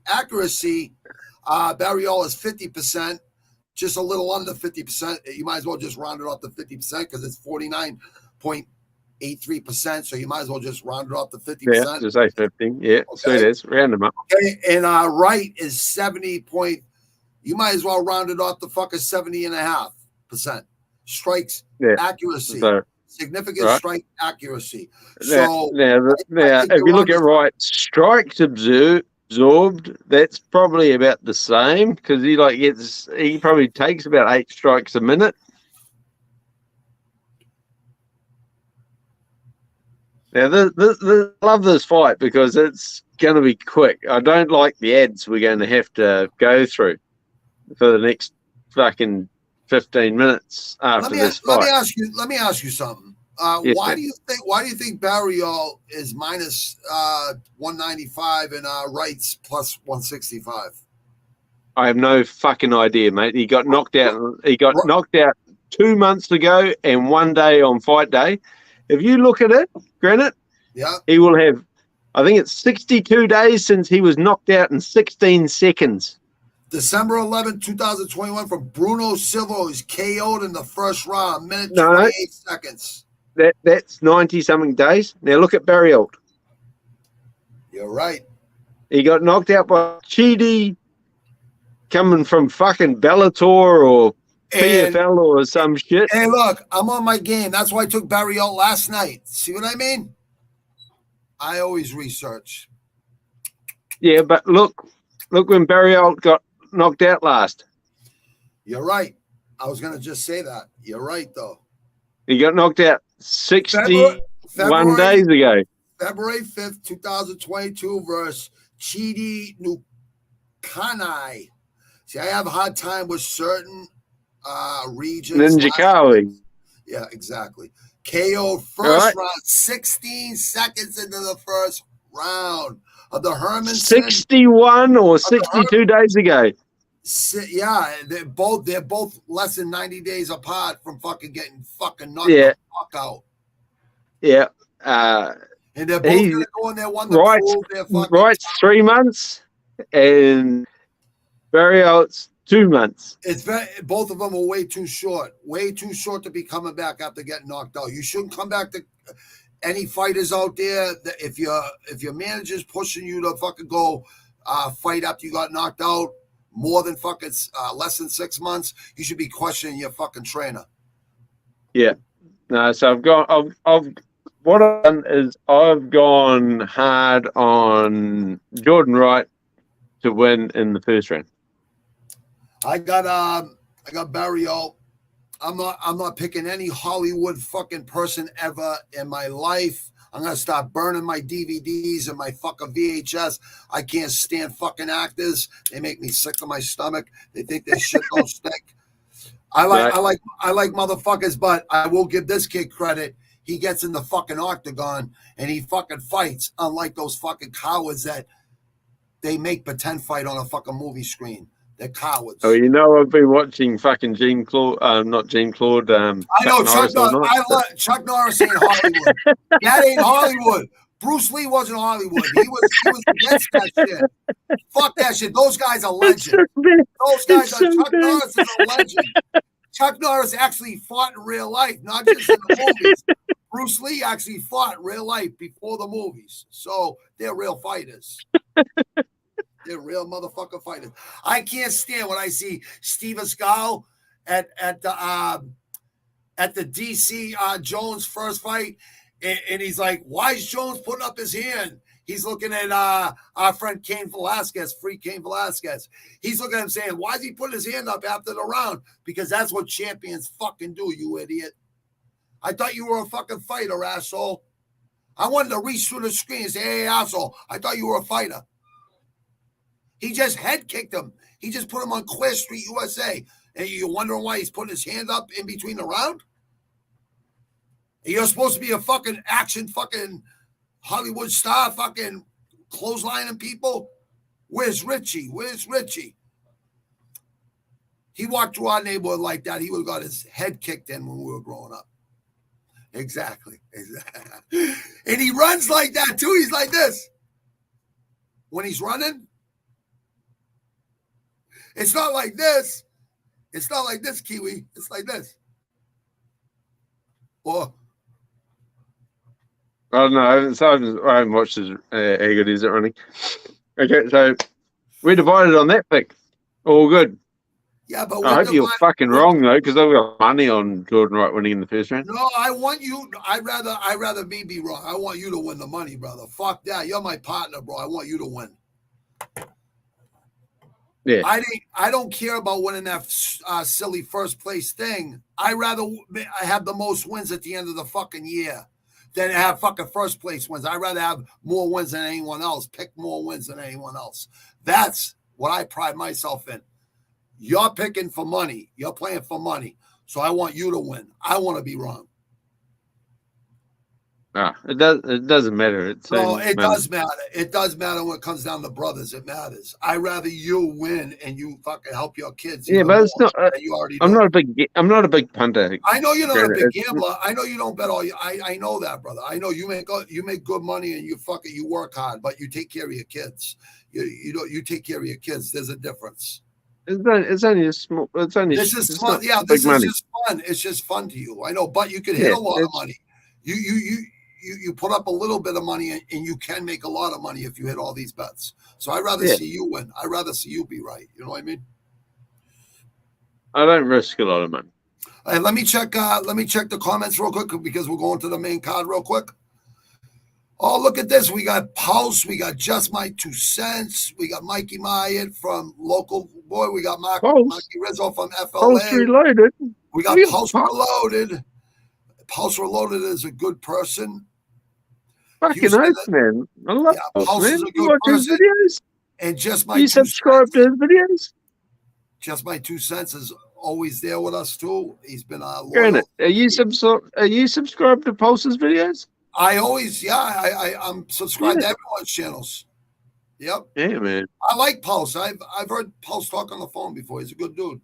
Yeah, man. He's a good dude, man. I like Pulse since day one. I've always liked Pulse. You know, always laid back. Yeah, same. Good dude. Love the bloke. Been mates with him for, I don't know if you'd call mates. We don't like me and you, but fucking but it doesn't always matter. there watching his videos and liking his shit. And that's why I like Rush Hour MMA, because we got real people in there. You know what I mean? We don't got fucking, we know who we're talking to. You know what I mean? For years, Granite. Like, for fucking years. About 3 or 4 years I've been watching this shit. Yeah, you guys have been there for longer than me. I only been there coming up on 2 years, so I'm kind of. This goes back to the MMA holes before. You, Van Shipman, Pulse, Jay, Ken, all he is, right? You guys went back. Yeah, but they I was later on the MMA holes than them. Yeah. And they shut off. Same with King. Rush Hour MMA, you guys are the oldest guys in Rush Hour MMA. You guys are the first. No, not me. No, Pulse, you, Pulse, Ken, obviously Ken and Jay, but no, it was only about a week or two before you. Oh, really? Okay, because Van Shipman's been there for a while. I think. Yeah. He's been there it was only about a week or two before you. I didn't know that. I thought you were there a little. Yeah, no, I haven't been there for. We both came on the scene about the same time. Well, since what? Hold on. Listen, people. If you're not choking, you're not smoking good fucking weed. All right, just to let you people know. You want to hear the truth? I'm not joking. You're not smoking killer weed either. No, that's right. That's what I'm saying. I'm not smoking killer weed. If you're not, listen, people out there, if you're not choking, you're not smoking good weed. Kiwi, since we're on that point, shout out to Rush Hour MMA, to the realest community of fucking mixed martial arts fucking fans and fucking brotherhood and solidarity and all that great stuff. Fuck yeah. Peace, Oh, such a good community. Such a lovely community. I agree. It's not toxic. Nope. Not you know toxic. what I mean? Not toxic. But if you come in there and act like an asshole, you'll get toxic real quick. Oh, it will change. Yeah. As it grows. I've seen it happen before. Yeah, but everybody knows who the people are from since day one. And Jay's a loyalty and Ken's a loyalty as royalty guys. So, like, you always got to remember who support you. What do you got there? What are you drinking there, my big friend? Oh, my whiskey. Salute, my brother. I'm not drinking booze, but cheers, my friend. Iced coffee for me. At the end of my whiskey, I'll find some. I'll dig something else up. Yeah, but brandy over there. Yeah, tell the Kiwi, what's it like 10, 11 o'clock at night there in Australia? So it's 11. It's 11 o'clock. So it's like it's 9 o'clock in the morning here in Boston in Southwest. All right, like this cunt's a fucking hobo. He's drinking whiskey at fucking 11 at fucking 9 o'clock in the morning. I just want people to know this. I want people to know this. He already worked all day. This is the end of his day. Kiwi, you have to go to sleep and then you wake up early because you're such a mixed martial arts fucking connoisseur. That's how loyal you are to fucking mixed martial arts. I want people to know that, man. Like, he wakes up early. Everyone knows. They've had to put up with me for years, granted. Okay, anyone who watches this show would know they've been up with me for years. People that don't know you, though, like, you know what I mean? Like, people that local from around here, they don't know. They have no fucking clue who you are from Australia. They have no clue. Yeah. So it's good. It's good just to let them know. That's all. You know what I mean? Yes. Okay. So where are we, Granite? We've done Joe. We've done Grant. We've done fucking Fight 8. Veneta. We're at the beginning of the end right now, brother. No. Yeah. Okay. Now we're at fucking Charles Jourdain versus Lando Veneta. Now wait till you hear some of these fights. Start scratching your head, because I scratch my head every time I look at these the last couple of weeks. What fight? Why are you scratching your head? I scratched my head so much all my hair fell out. I scratched my head so much in the past 2 cards that even after last week's Bellator made me sick to my stomach, and then I got to deal with these lousy cards. But I still love watching it. It doesn't matter. And what happens is when I think they're lousy, I'm usually the most positive person saying it's a bad card, but it could turn out to be one of the best. So I always got that positivity. I'll say that all the time, and I hope I'm right. I hope it's going to be a good card. But well, the UFC created this fight, this card. Yeah, I'm sure it'll be good.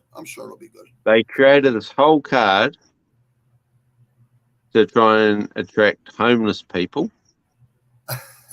Because John Jones is about to empty the octagon within 6 months. So you're going to give John Jones a 6 months notice so you can lavish all the fucking dumpsters for they're trying to attract John Jones back from drug suspension. I really think Stipe Miocic.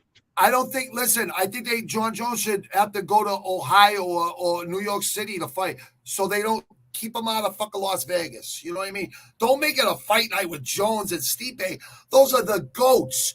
The GOATs of the heavyweight is Stipe's a GOAT of the heavyweight division, and John Jones is the GOAT of the fucking light heavyweight. People have no idea what a huge fight this is, and they all laugh about it. I know you know how good of a fight it's going to be, but it's going to be amazing to see John Jones beat Stipe, because Stipe is one tough motherfucker.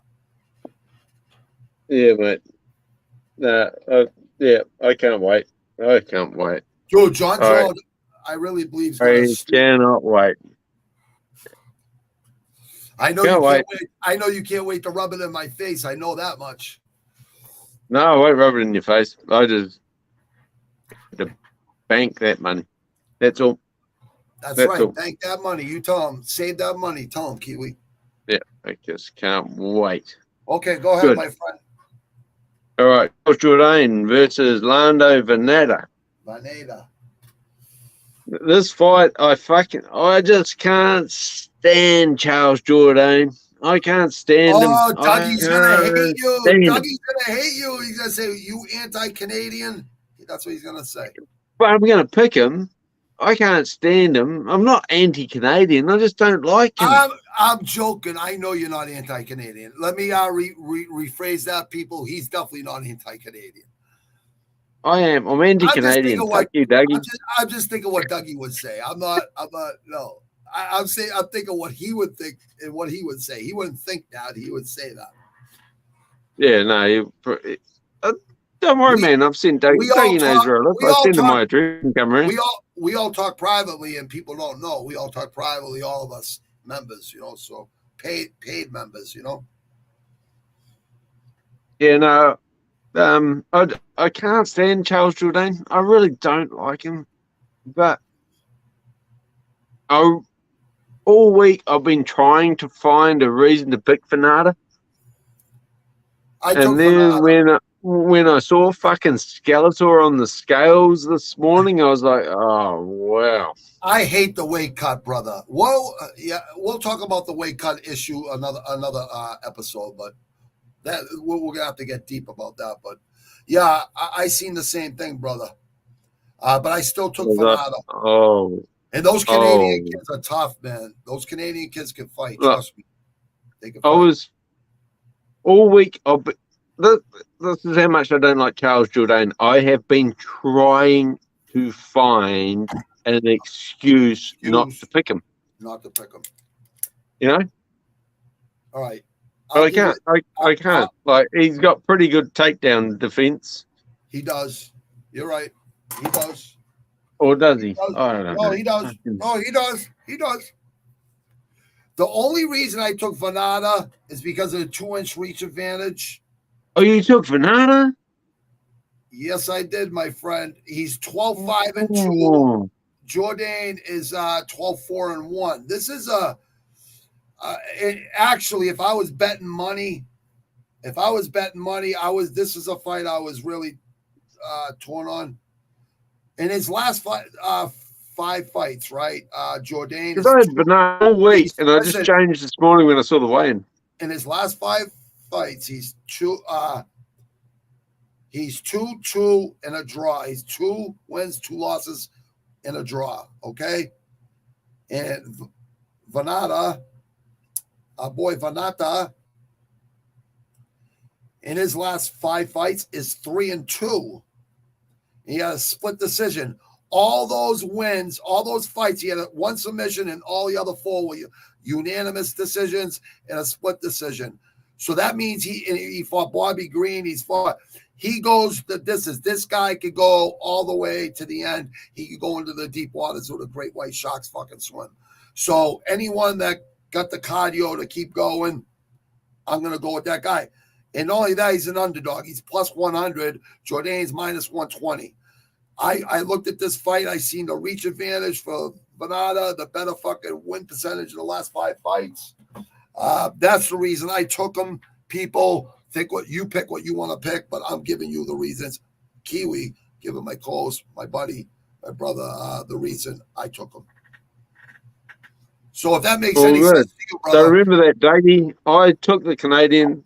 The mushrooms are speaking to me. The mushrooms, the pharaohs and the Egyptians are speaking to me. And you're telling me that Dougie wasn't going to like me, but I picked the Canadian. That's funny, Grant. Dougie's done mushrooms. I know he has, and I know you have too. I think everyone in the world has. In the 80s, I did fucking acid, mescaline, the shrooms all the time, but that's when I was a teenager. Yeah. They humble you. They don't get you fucked up. You don't lose control. You just sit there and be humbled. It's like God's touching you. Yeah. I train hard every day. I don't care. Go ahead, brother. Oh, depends. All depends. So you like Jourdain, or you went against him? You said you were trying to find a reason to pick him. Oh no, I all week I tried to find a reason not to pick Jourdain. Not to pick Jourdain, okay. And then when I saw the weigh-in and I saw how fucking gaunt, as sunken in Bernardo was in his face, I just went, fuck, man! Like I needed more.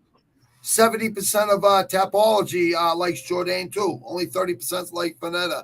I'm one of those 30%. Yeah, I consider myself a unique person because I'm a I had Vanetta all week. I had Vanetta all week till the weigh-in. Well, I'm going to remind myself. I'm going to write this down. Later on, if Vanetta wins, I'm going to say, Kiwi, I told you, like you did to me late in the card last week. Granted, I told you, didn't I talk to you about this? You know what? Because you're schooling me, bro. Yeah, what? You're schooling me on those old fighters that I never really got to see. I only get to go back and watch their last 3 fights. You know what I mean? You've seen them since fucking. Listen, I've watched UFC since the beginning, but you've been watching you watch all martial arts. You know what I mean? You watch every fucking, you know what I mean? No, I don't. Yeah, you do. No, I don't. I don't watch it at all. He was watching a Chuck Norris movie before we did this this live feed. Kiwi. That's Chuck Norris movie. That's not mixed martial arts. That's just he entertaining yourself with stupid shit. No, those are good movies with Chuck Norris. No, you gotta have some downtime, right? You can't just keep on watching tape forever. It fucking becomes monotonous. You're right. I agree. You need some plots and stuff. You know what I mean? You need some. I don't think there's much plots in Chuck Norris movies, bro. Well, you know what? Hold on. There's a couple of Chuck Norris movies that are absolute classics. Even though they're B-ish movies, B movies type, you know what I mean? They made a lot of money here in America. You know what I mean? He did very well here in America. Me as a kid, there's a reason why he's a legend, right? He's a legend because of that. Yeah, and he still looks good. He still looks good for his age.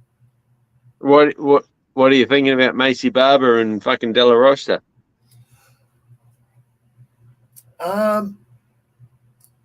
That's another one I was scratching my head. I'm like, where are all these fights coming from? I'm looking forward to, I'm sorry, I keep thinking about Gaethje fucking and Oliveira. That I want to see how that plays out. Not only that, you get the return of Tony Ferguson versus Chandler, and you got fucking Thug Rose, who says she's the best on the planet, and I fucking believe her.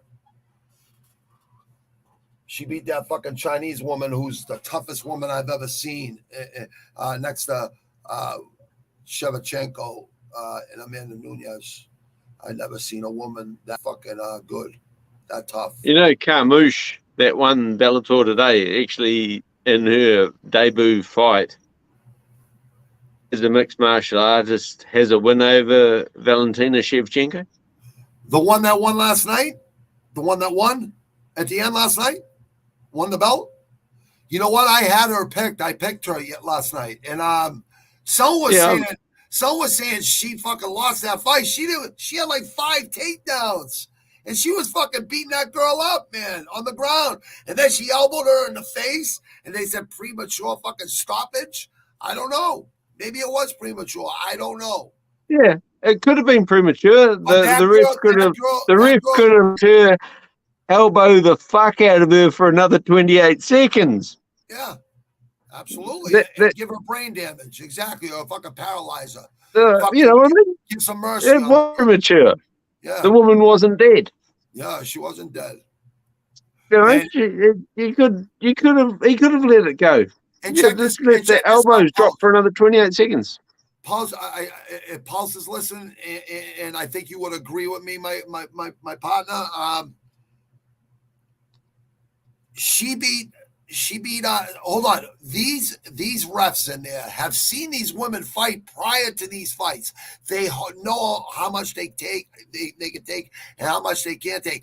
They don't know. Not even the people there at the fucking place can hear those fighters talking to the refs saying, "I'm not good. I'm not good." You know, they do a verbal submission. They don't do a tap on the back. They just tell the ref, "I'm done. I'm done," and they stop defending themselves. No, but she didn't do that. She thought she was good.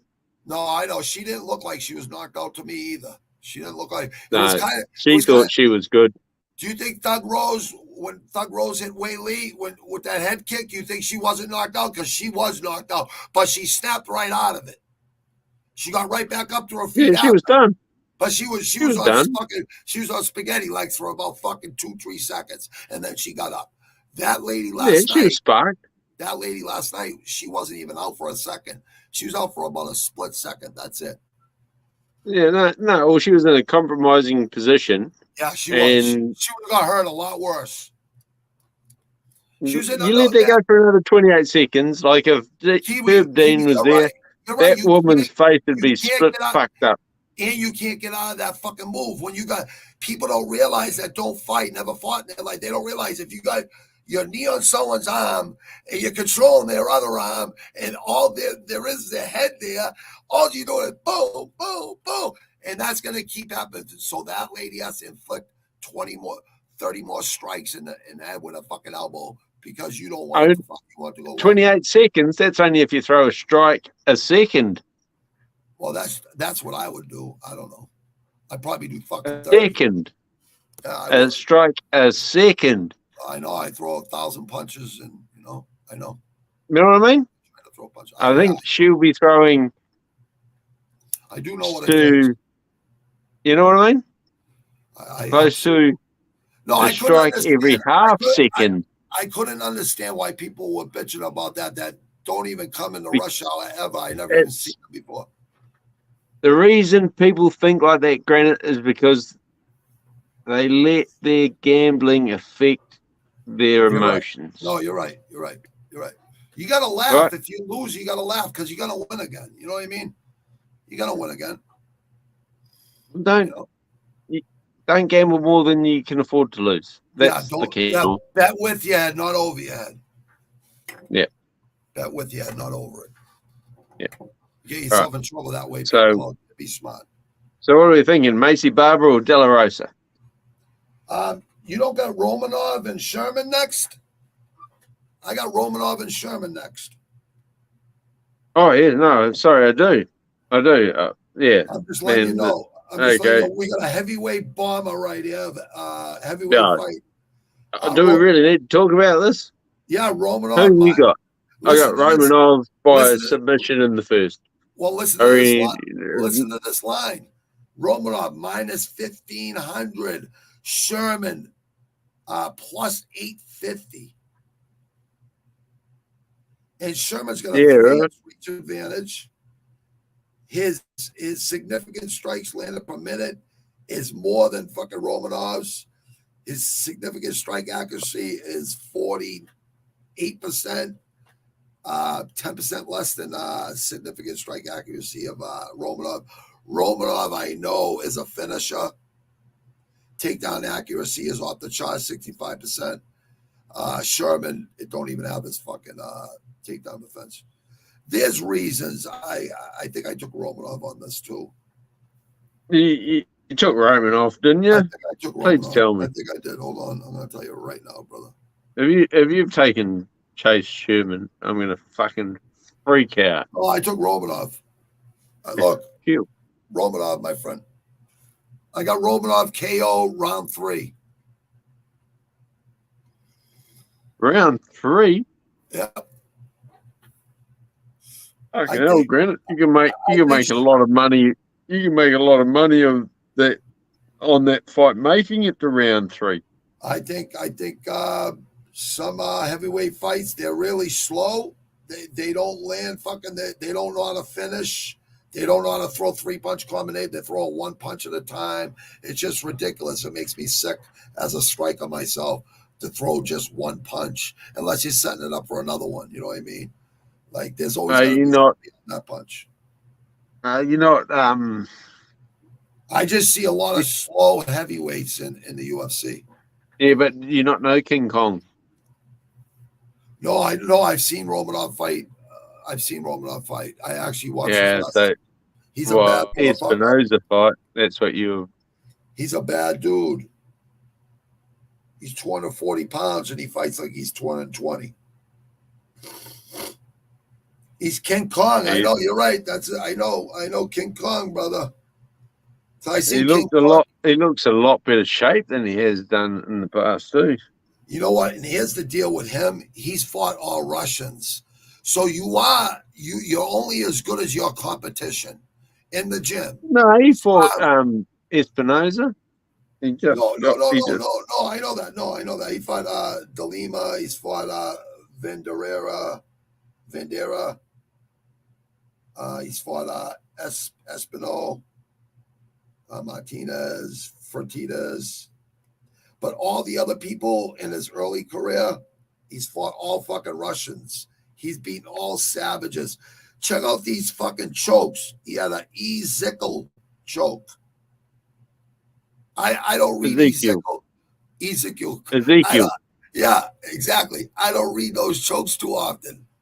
So that's how I know he's high fucking level. You know what I mean? Not just with his fucking hands, but with his fucking ground game too, man. This guy's we obviously don't read fucking damn, I do read. That's the thing. That's too much to drink. Here's the thing, bro. Oh, yeah. I don't see that choke very often by anybody. All right, I got Romanov too. Okay, De La Rosa and Barber. Who do I have? I'll tell you right now, my friend, because that's what you were on, and I rudely interrupted you. I got De La Rosa. I got De La Rosa submission round 3. And I'm sorry, people. You picked De La Rosa? Barber is minus 175 and De La Rosa is plus 150. So I went with the underdog again. I'm with all you underdogs out there in life. This Kiwi scratches his head when he has my picks. I love it. I love when you question me. I love it. Come on, bring it. You're a smart fight, man. Barber is like, she didn't win that last fight against that wrestler chick. She didn't win that fight. That's bullshit. The UFC cooked the books, right? Like, I always wonder about the UFC in the books. She didn't win that last fight. No way, man. She didn't beat that fucking woman. She lost her last fight. They say she won. That's bullshit. She didn't win that fight. Everybody knows she didn't win that fight. She didn't fucking win that fight. Yeah, the Sandhagen Dillashaw fucking bullshit. On the Sandhagen Dillashaw card. You're right. I think I had Maverick in that fight on Tapology. I was pissed off myself, and I didn't even bet no money. I just for bragging rights. Yeah, I remember that. Everyone knows because it was like bragging rights, money, whatever. She didn't win that fucking fight. Holy shit, dude! All right, you got good memory. That sparks my memory. But she's with Team Alpha Male. You know what I mean? She lost that fight. Fucking. She lost that Grasso and Modafferi. Modafferi, yeah, the Happy Warrior. Unanimous, both unanimous decisions. She blew out her knee and she KO'd Aldrich. She KO'd Robinson. Yeah, well, she blew out her knee in the fucking. She's 3-2. Late in early in the second round or whatever. Whenever her knee went bad. Okay, so she couldn't fucking, but she still. So 2019, she only fought once in 2020, and that's might be when her knee was fucked up, or 2020. Yeah, no, she 2020 blew an ACL or something against Modafferi in the second round. That's why she didn't fight the rest of that. Yeah, okay. So you think she's not healed yet? What do you think she's healed? Because she showed a good. She fought pretty fucking hard. She fought pretty well. No, I'm trying to, because the whole thing, granted, is she had a blown out ACL, and Modafferi had the hard job getting her fucking down, really, anyway. But she did. Yep, that's true. But she got her down with strikes. That's the thing you got to look at. You're right. You know, she got her down with strikes because whenever she got hit, she'd put her weight on her foot and she'd just buckle, and that's how Modafferi could get on top of her. She doesn't get taken down unless fucking knees blown out. And De La Rosa's looked fucking fantastic against Lipski. That's why I'm going. She looked fucking. She was a killer in that one. You know, right? If De La Rosa can go out and do exactly what she did to fucking Lipski, that she wins. But I don't see her being able to do that to her. And you think Baba's too good, huh? Like with her ground game, takedown. Baba hits fucking hard, man. I got De La Rosa on a submission round 3. Baba hits fucking hard. Oh, like, I know she does. If you look at that fight where she fought. Oh, she's the favorite. She's minus 175, and De La Rosa's plus 150. I got another underdog. So she's Julian Robertson. Julian Robertson, yeah. Have you looked how fucking hard she hit Julian Robinson? You know, oh yeah. You know that she. You know what? I'm changing that bet too, brother. Don't. No, I have to. I didn't change any of the other ones. I was only going to change 2, and I didn't change. I'm changing this one. These fights are too. Because No, I'm not going to blame you, don't bro. change because like that, bro. I'm just going to say it's my own fault. You shouldn't. I got Baba round 1. I'm going to go on. No, I've got Baba decision. All right, you got Baba decision. I got a round. I'm sorry, round 3. I'm sorry, people. Round 3. I got round 3 KO Baba. Because she can. Yeah, I'm glad you talked some sense. Rosa is huge. She's much bigger than her, and like if she can get her down, like before you your bet, like tomorrow before, like later on today. Have a look at the Lipski fight because she was awesome in that fight. She had good top pressure and her fucking elbows are awesome. You know? But it's whether you think she can take Macy Barber down. I think I was looking at her last fight, De La Rosa, and because I seen her, I think it was after the after what's her name, Barber fought that her previous fight, So I think I only seen one side's fight. I think I seen her last fight. That was it, one. So that's what it was. I didn't do enough research on that fight. But I'm glad I'm glad you schooled me because that just might have saved me a loss. You know what I mean? Oh, so you got confidence. She's young. She's young, but she's young, and I think the only reason she lost. Like, I don't see people taking down unless their knees blown out. Yeah. Modafferi wasn't taking her down. She was only going because she couldn't stand up to strikes. Yeah. Yeah. That's my thoughts on that. You're right. It's very. Listen, if you don't got knees in a fight, you're like a wounded animal. You know what I mean? Like Usman, I don't know how Usman mentally gets through fights and determined to win. He won't. He refuses to lose. That's what people don't see in Usman. You know what I mean? It's kind of like the same problem, right? It's just a woman has that knee problem. You know what I mean? Well, them knee problems, knees. I seen Usman sparring with Gaethje recently for Gaethje's fighting Oliveira, so I seen the training. He looks like he's 240 Usman sparring with Gaethje. Oh, he's fucking huge, man. Yeah, but Gaethje fucking like lights him up and shit. Gaethje's a savage, man. They got Trevor Hoffman. They got really good fucking coaches, man. wrestling coaches and fucking. It's not just Trevor Hoffman. Yeah. I love Gaethje. You're big on Gaethje. I know. I know you are. Well, he's the only person I ever seen beat fucking Tony Ferguson like that. Tony Ferguson is one of my favorite fighters. I've never seen anyone do that to Tony Ferguson. So you got to be special. Like to do that to Tony Ferguson, what he did, Ferguson had 2 weight cuts, but that's nothing for Ferguson. I think Ferguson should be fighting at 170 a long time ago, and cutting to 155 is stupid for him. But right, it's horrible.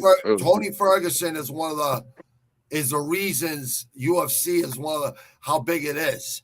Those fights, them fucking like 9 fucking belt the title defenses, with his fucking interim title or whatever it was, 12, without losing and fucking bloody messes, always would will himself to win. I think it's 12 win streak.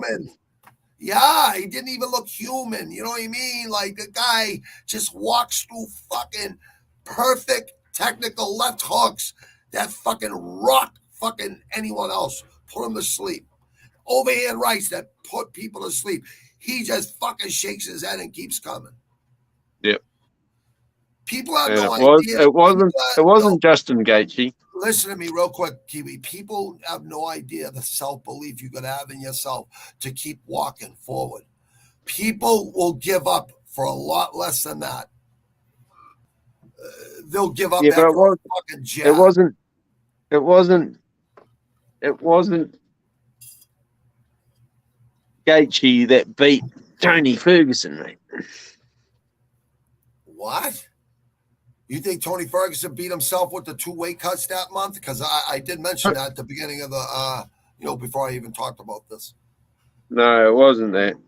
Ferguson beat himself trying to show how tough he was, huh? Because that's his problem. I used to DM Tony Ferguson, say, come up here to the Northeast. I'll get you trained to learn how to fucking use defense, hit 4-punch combinations, get the fuck out of there and not get hit. No, it was pharmaceutical companies that fucked Tony Ferguson. What happened?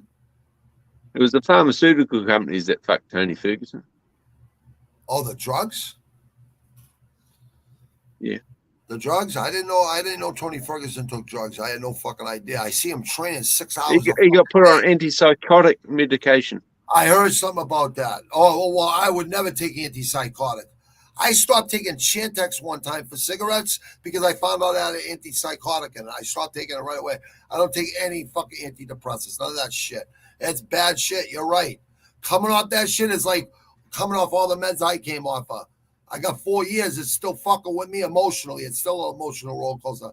So if he's coming off those things, probably a lot more than that too.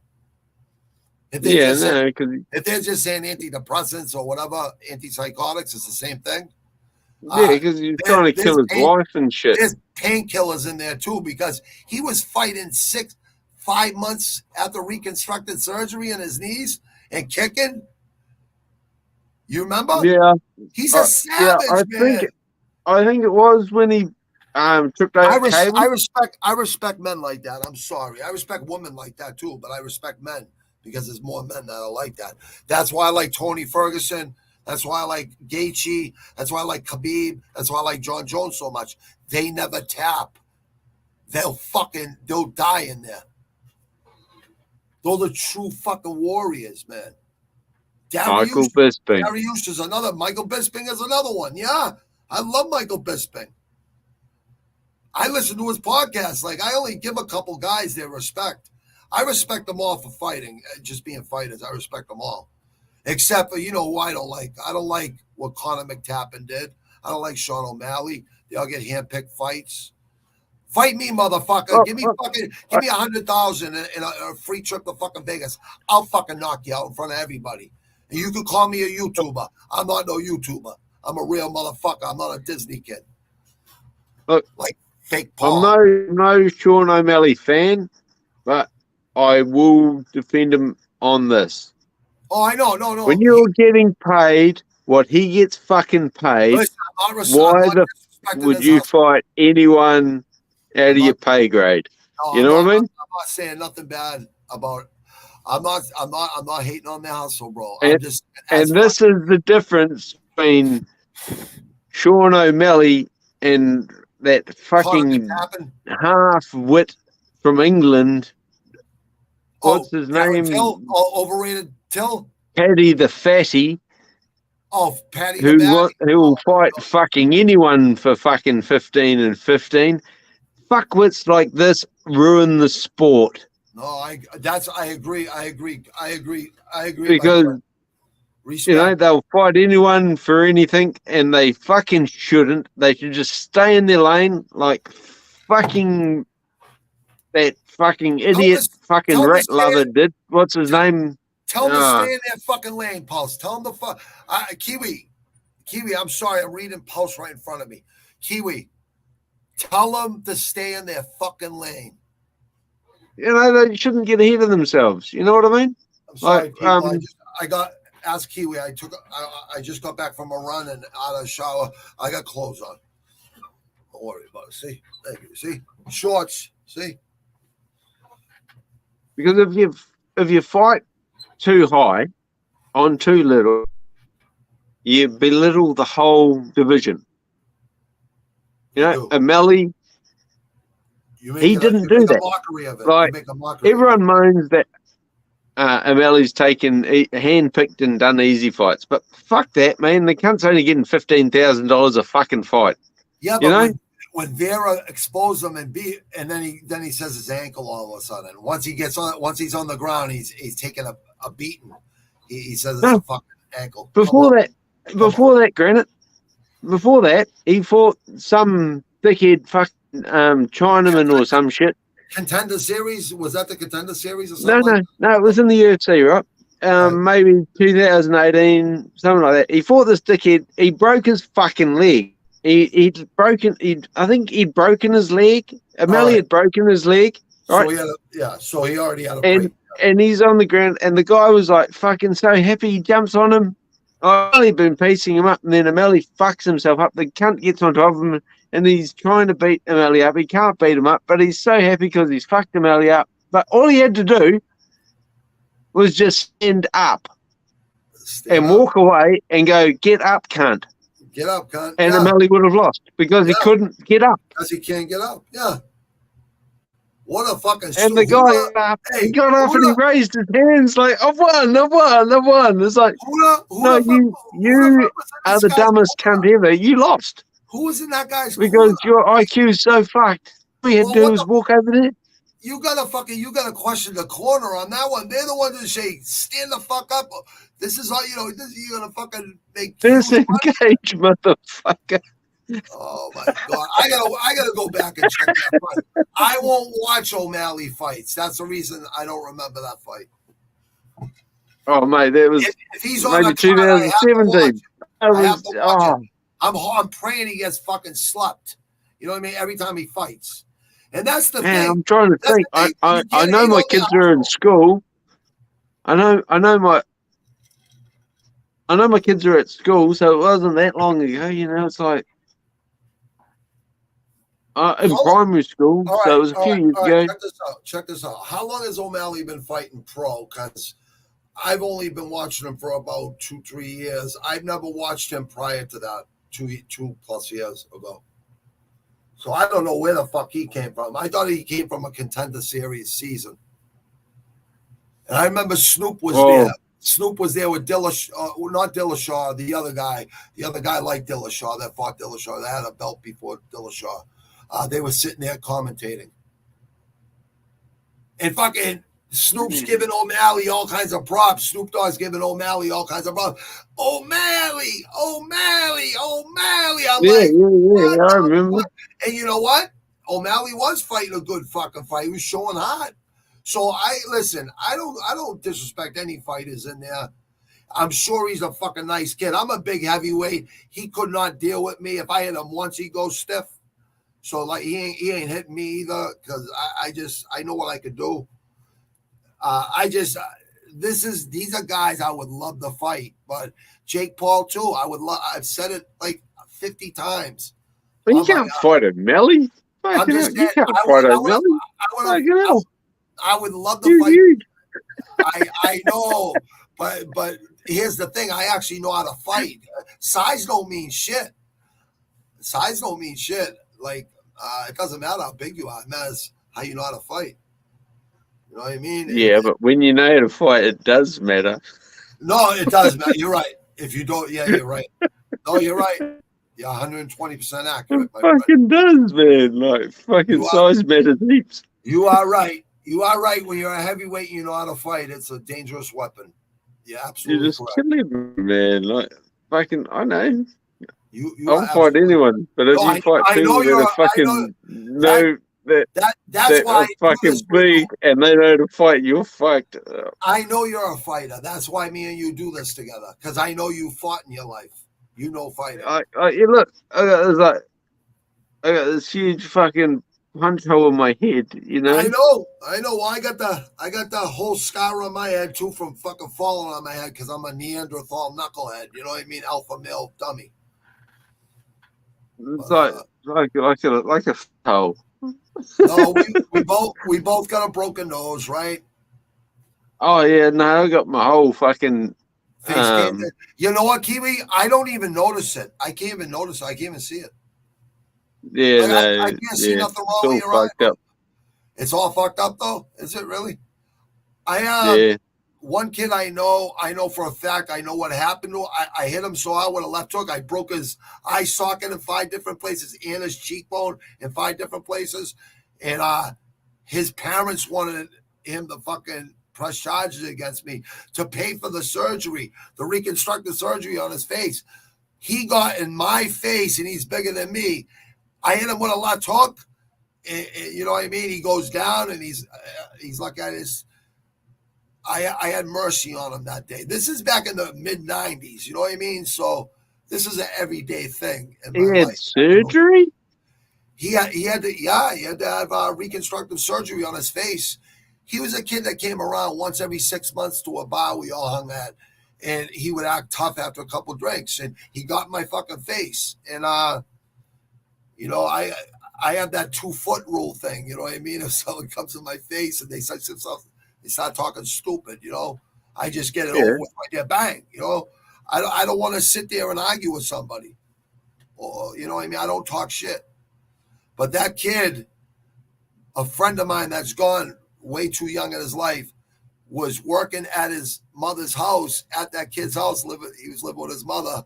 He was doing the lawn there the next day, and he said, "You better not press charges against me," you know. And he never pressed charges, but he was wrong for getting in my face, right? Like all these stupid fucking things that happen in my life, it's like they come to me. Like they get right in my face and talking shit, pointing their fucking finger. They're going to get hurt. You know what I mean? I don't know how Mike Tyson sat there and let that kid talk shit to him for fucking 10, 15 minutes before he turned around and started pounding him. That's why I told someone to get rid of that. How he actually punched the cunt. Because like that's fucking... That security should have nipped that right in the bud right before it even happened, right when it first happened. Should have been separated. Yep. Mike Tyson should have got up and walked away. Yep. And he should have said, "What the fuck do I pay you for?" Honestly, Granite, how many millions is that going to cost? Probably 5, 10. Maybe. Is that worth it? Like, they're expensive blows. You know what I mean? So it's fucking... Mike, believe it or not, Mike Tyson's worth more than he's ever been worth right now. Himself, he didn't realize all the big brands he was trying to represent, he's bigger than all of them himself. Yeah, but he's been fucking baited, right? Like, he's had 2 fucking whores and now some dumb drunk white cunt fucking whore him out as well. Right. You know? Fucking hell, man. Come on, Mike. Yep. His first wife. Keep your dick in your pants and your fists in your pockets. Yep. His first wife, Don King, and then fucking that broad accused him of, you know, whatever. I wasn't there, so I'm not gonna say nothing, right? I don't think Mike has to rape anybody.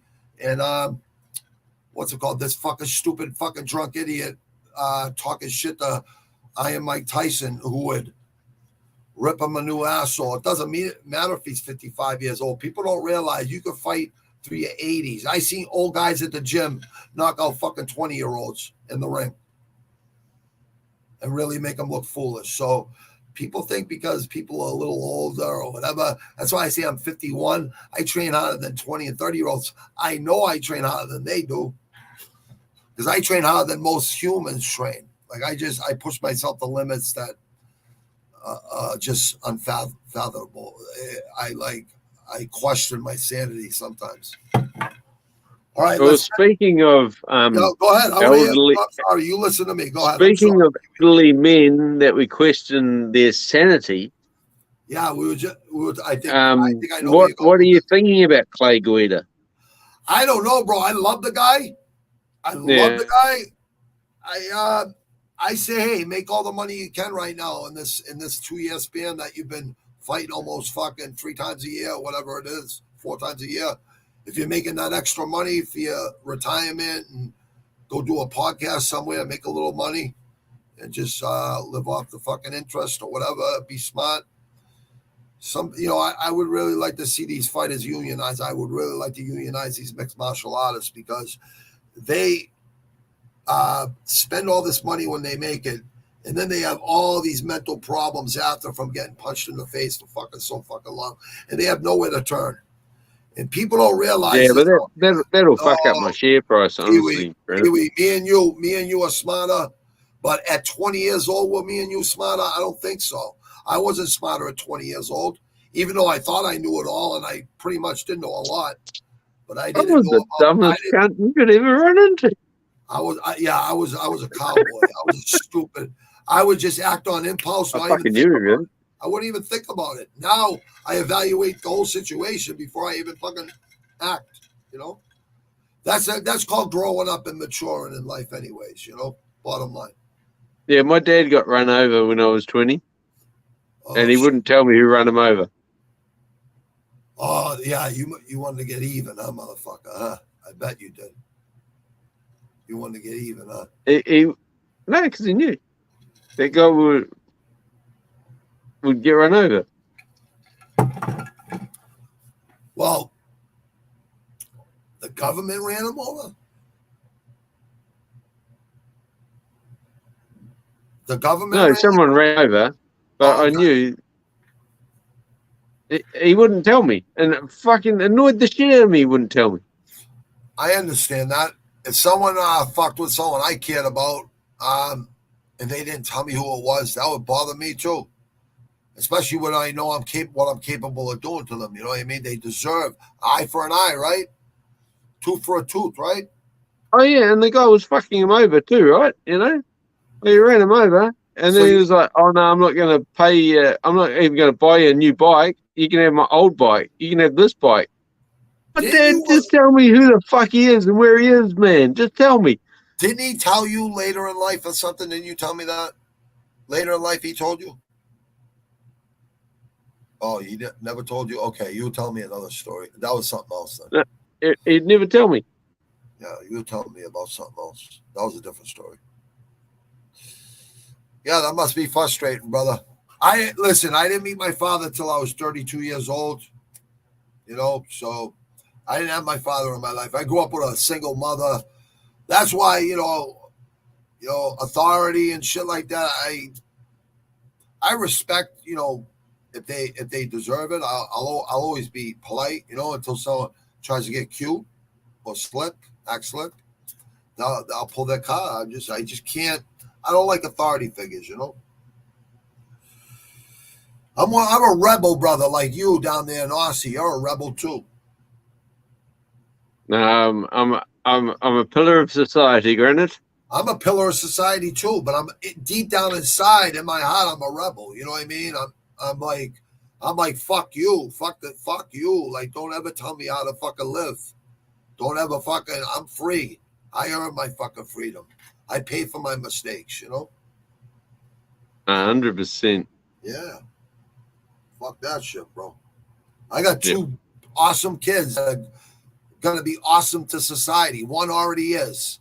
My son might be in the fucking NBA draft after next year. That's how good he is, So Yeah, my kid. Yeah, I got a beautiful wife, beautiful kids. I smartened up. I'm like Michael Bisping. I was on the streets every fucking day selling drugs, fights, everything. I had that chance to, I trained all that shit, but I would always go out with my friends on the weekend and make money, and you know what I mean. Doing the wrong things, man. It was my own choice. But I wish I wish I stayed home on the weekends and listened to my trainers. You know what I mean? You live and you learn, but listen, I still made a lot of money, legal money for my wife and kids. Like I still did good for them. And I'm still gonna do even a lot more for them. You know what I mean? So I'm just saying I wish I would have stayed with fighting. That's all. I love fighting. Yeah, that takes a lot away from your family though, Granite. Nah, dude, I got in trouble for fighting. I would have rather got paid for it. When I used to spar all the time, I'm not getting in trouble for spar. I'm not getting in trouble for fucking hitting people in the face, in the body, in the face. It's a good feeling. I don't know. It's a natural thing for me. I'm an adrenaline junkie. I just love the fight. Yeah. But I don't like that. But I don't like to hurt people. Like unless they, I like competition. Obviously, it's just a competitive. Warrior. We're all warriors, I guess. We all have that warrior spirit, all of us inside us. Clay Guida. I'm not picking Clay Guida. They're both minus 110. It's even money. Minus 110. Both of them. They're both favorites. Minus 110. You're picking the kid. I think I took Poulos. Yeah, the kid, young. Yeah, I took Poulos in a KO. A knockout round 2. And a KO? Yeah, because I think he's gonna Clay Guida his chin ain't. He don't have no chin no more. Even though he's he showed hot on his whole career. He's a legend. But I just think his faculties are gone. I think he's. Okay. I just think he's done. Maybe I'm wrong. No, it was. The only thing I'm finding interesting is the method. The method, the knockout. Yeah, I'm finding that interesting because I would have thought if you're going to pick inside the distance, you would think this. You would think submission, right? Would be submission. Submission. Yeah, I was thinking that too. Because if you look at submissions, they're like usually by the legs, right? And I'm gonna change that to I'm gonna keep my same pick, but I'm gonna change it to a decision. Because the more and more I look at this, I'm not even gonna go with a submission. I'm not going with a submission. I'm going with a decision. Just listen to on Tapology. Just listen. Go ahead. All right, just listen. Clay's lost 10 of his 21. Is it? How many losses does he have? Clay Guida got 37 wins, 18 losses. And how many of those losses are by submission? He's 2-3 in his last 5. He's lost 1 by submission and 2 by unanimous and split decision. Yeah, and but both overall, he's got something crazy. He's got 10 losses by submission or something. Yeah, he has a lot of losses by submission. You're right. Yeah, but they're all rear naked. They're all separated though. They're all different. They're all like one's here, one. They're all neck. This guy got such a lot. This guy beat Nate Diaz in 2009. Clay Guida. They're all neck, right? This is what I see. Mate. They're all neck. Like he doesn't like people around his neck. They're rear naked or guillotine. I think I'm trying to find it now. I got it right here. I got it right in front of me. You're right. Even his wins are a lot of submission wins in the beginning of his career. Yeah, Clay Guida. Dude, check this out. Dennis Davis. But how many has he? And the bloke he's fighting, he's a leg guy, right? He beat Josh Thompson for the belt in 2006. Like this guy is fucking a legend. That's why I don't want to see him lose. I don't want to go against him. Mate, I tell you, I'm all over KIWI by decision. I don't see this bloke getting hold of the leg. He beat BJ Penn even in BJ Penn's fucking not in BJ Penn's prime. BJ Penn's a savage. I can't believe he beat BJ Penn too. Well, look like Mark Masden, fucking Bobby Green, Gregor Gracie. Oh, that was in fucking grappling. And Jim Miller. He lost to Jim Miller. And Charles Oliveira. These are his losses in the UFC. Like recent losses in the UFC. He beat BJ. Mark Masden by split decision. Yeah, he did lose that fight. I'm not going to argue that one. He submission. He beat Santos the last fight. Bobby Green. He lost to Bobby Green. So he's not losing. He's not losing to hard punches. You're right. The hard punches. Jim Miller's a hard puncher. Jim Miller lost by guillotine choke. Okay, that's to the neck. We lose Charles Oliveira, guillotine choke. So that's the neck. Yeah. Lost to Brian Ortega, knee and punches. So that's going to happen. Thiago Traves, guillotine choke. Right. Bermudez, rear naked choke. Mendes, yep. Okay, that shit's going to happen. Yeah, split decision. Split decision. You know what I mean? It's like submission. Kenny and then you get down to Kenny Florian. He's a local. Kenny Florian's a local. Submission. Rear naked choke. He doesn't like people on his neck, right? Now, if you look at the other bloke likes fucking. He likes playing with feet. This guy's resume is off. You know what I mean? It's not like there's difference in losing by submission. No, you're right. There's levels to this shit. You're absolutely correct. This kid's a fucking. I think when this fucking long lanky cunt gets hold of Clay's foot, Clay's just gonna fucking lift his foot up and down and stomp a fucking mud hole in him. You don't think you think Claudio's gonna submit Guida? No. Think Guida's gonna win? No. Guida's gonna win. I got Guida by decision. I reckon Guida's just gonna outwork him, just outwork him. Yes. Okay. I respect you. I respect your pick, brother. I really do. I'm going against him. I'm going against him, but I did switch my pick to a decision because I believe you're right about the toughness and his resume alone. Come on, speaks for fucking self.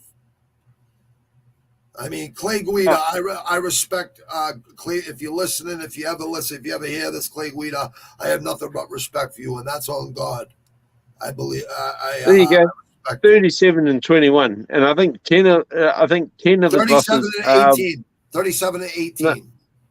No, his record is 37 and 21, and 10 of those losses are by submission. Yeah, ESPN got to get this shit together because it says 37 and 18.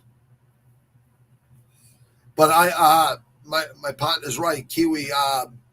I want a discrepancy on these 18 losses, and it says 21 where you are. That's a 3-loss difference. 18's a lot less. You know what I mean? Oh, is that ESPN?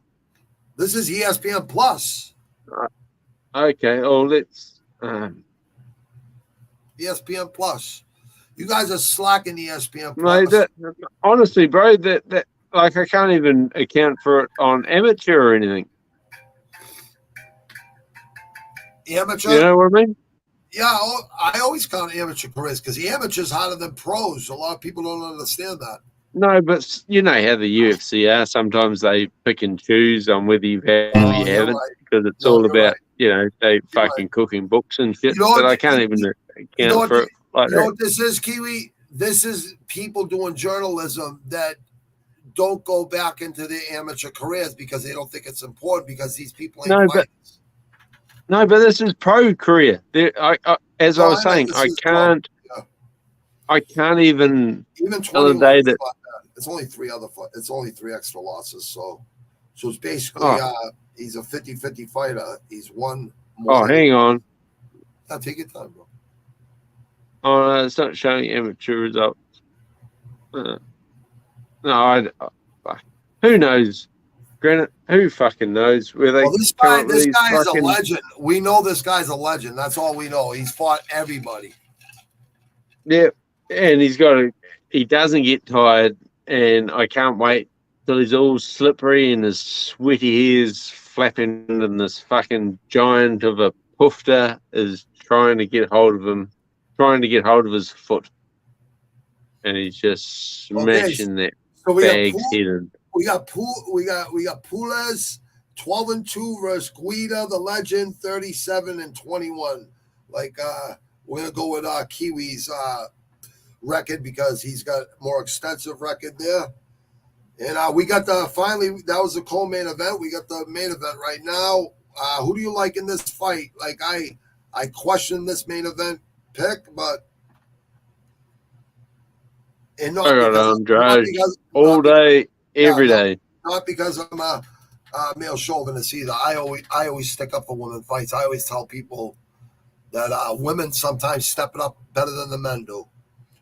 I got LEMOS too. I don't have LEMOS. I've got ANDRADE all day. I know. I got LEMOS in a decision. And why? Tell me why. Listen, this is why. Decision. This is why me and KIWI are so good together because see, you guys can see his point of view or you can see my point of view, one or the other. You know what I mean? Why, Granite? There's a method behind my madness. I'll be honest why, all right? Here's the deal. I didn't even think I was going to do this week because you needed to work, but then you didn't have to work. So we ended up doing this on a Saturday morning, which is fine. I don't care because you're my partner. That's, we have each other's backs. And Jay, helped out, once for us. I didn't really go over this car with a fine-tooth comb like I usually do. I've never seen two back-to-back cards this bad. Last week was a disgrace. Last week, they should have been ashamed of themselves, the UFC. Not only that, Bellator the night before. You know what I mean? I was just really pissed off. On a holy weekend, too. So much fucking they're trying to get John Jones back. They need these dumb...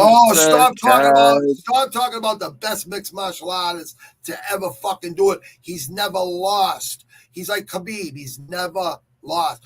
The only loss he has is a disqualification from 12-6 elbows when he was beating the living shit out of that guy already. He's never lost. He's never fucking lost. And he has never lost. As much as I don't like the man as a human, he has never lost. Thank you. Thank you. Thank you for being brutally honest and truthful because that's what makes you special, my friend. That's what makes you special. So let me ask you something. So you get like 8 hours sleep and you wake up and UFC is on. We got Tyson Fury tonight too versus Dillian White, bro. Or is that this? Oh, that's this morning. That's this morning. That's going on right now. Oh, I think it starts soon. Oh, it 2 starts hours, soon. I think the card starts. Oh, it starts soon? Oh, good. Okay. All right, good. So, all right, because I was going to be like, damn, Bobby, you miss fucking Tyson Fury? Oh, fucking don't fucking, oh, shit, Granite, you check, man. Fucking don't. What time? I thought Tyson Fury. No, that's in hours to get. I think the main card starts in like 2 or 4 hours. Oh, like 12 o'clock East. No, I'm talking about my time. I don't know, Granite. It's not happening there. I'll check it out. I'll check it out right now, brother. I'll find out. I've just realized my phone. It's on ESPN Plus right here, brother. So I'll find it. I just realized my phone's not charging, so I got to get. Oh. All All right, so I got it right right here. me I got computer. it right here, brother. Yep, I'm gonna give it to you, brother. I got it. Oh, no, I'll tell you. Oh, it's live in 6 hours. You're right. You're right, brother. Yeah, you know why? Because listen, me, bro. it's at Wembley Stadium. There's 100,000 crazy English people there from England. That's as fucking crazy as it gets, people, man. And listen, this is the lineal champ. The only other guy that's been undefeated as a heavyweight champ was Rocky Marciano. Obviously, people. I don't know how extensive your fight knowledge goes back, but Rocky Marciano. What about Lennox Lewis? Rocky Marciano is the only undefeated heavyweight boxer ever that existed. 49 undefeated. Okay, now listen, Tyson Fury has a chance to match that record. He could, the reason I heard he's going to retire, but he says he's going to retire after this fight. But he shouldn't be sleeping on Dillian White. Dillian White could definitely knock Tyson Fury out. But I think Tyson Fury fought the hottest puncher there is in Deontay Wilder 3 times, beat him 2 times, a draw once. All right, so he took the baddest puncher of this era, took him to deep waters and drowned him both times. So it goes to show you there's levels to this shit. You know what I mean? Deontay Wilder, I respect him 1,000%, but he can't fight moving backwards. He don't have the technique and the fundamentals. And that's why I always tell people, work on your fundamentals over and over and over and over and over again till it becomes second nature to you. Staying on balance, footwork, everything. Range, everything. It's all very important. Range. What do you why did Tyson Fury come out of retirement? He had suicidal thoughts and he was addicted to cocaine and alcohol and cocaine. Why did he? I never had suicidal thoughts, but why did he come out? To make more money. Why did he come out of retirement? He came out of retirement because he wanted to expose that Anthony Joshua was a fraud and he was a good boxer. Exactly. But Deontay Wilder called and he did all this and fucking Usyk fucking beat him to the punch. Yeah. You know what? I would love to see Fury fight Usyk before he fucking retires. I think he should get all the belts and then retire. But he doesn't want to fight Usyk. He wanted to fight Anthony Joshua. Yeah, he should. This fight should be AJ versus fucking Fury, the biggest fight in England history. But this fight is going to be the biggest. I'll give you my hot take. Yeah, please. I want to hear it. When the corrupt boxing has Anthony Joshua beat Usyk. The weightlifter. Yeah. Right? Usyk's a savage. The biggest fight you have ever seen in the whole history of boxing will happen in London. And it will be Anthony Joshua with Tyson Fury coming out of retirement. And it will be the biggest fucking fight for all the bouts and all the chips you've ever fucking seen. You think Anthony Joshua is going to go back to the drawing board like he did after he lost to Ruiz and smarten up his game and go back to fundamentals? Because he seems like he's a bodybuilder to me. He's going to have a great life after boxing, so he's set for life. You know what I mean? Those fighters over there in England are treated like gods. Them fans are so passionate. The biggest fight in the world is happening today. It's happening today. Until the biggest fight in the world that could ever happen would be Anthony Joshua versus Tyson Fury in London. I agree. No, I agree. But this is they're doing 100,000 today with Dillian White and Tyson Fury. So AJ is losing out. Dillian White is gaining. Dillian White has waited for a championship title shot for years, right? Yeah, I'm saying. I'm glad he's getting a paycheck. Fury wins. If Fury wins and retires, that's Fury cool. Right? That's cool. I don't want to see that happen. You know? He's such a... A 7-footer that can move like a middleweight. Anthony Joshua can out-decision Usyk. Then there is this possibility of this massive fucking fight, bro.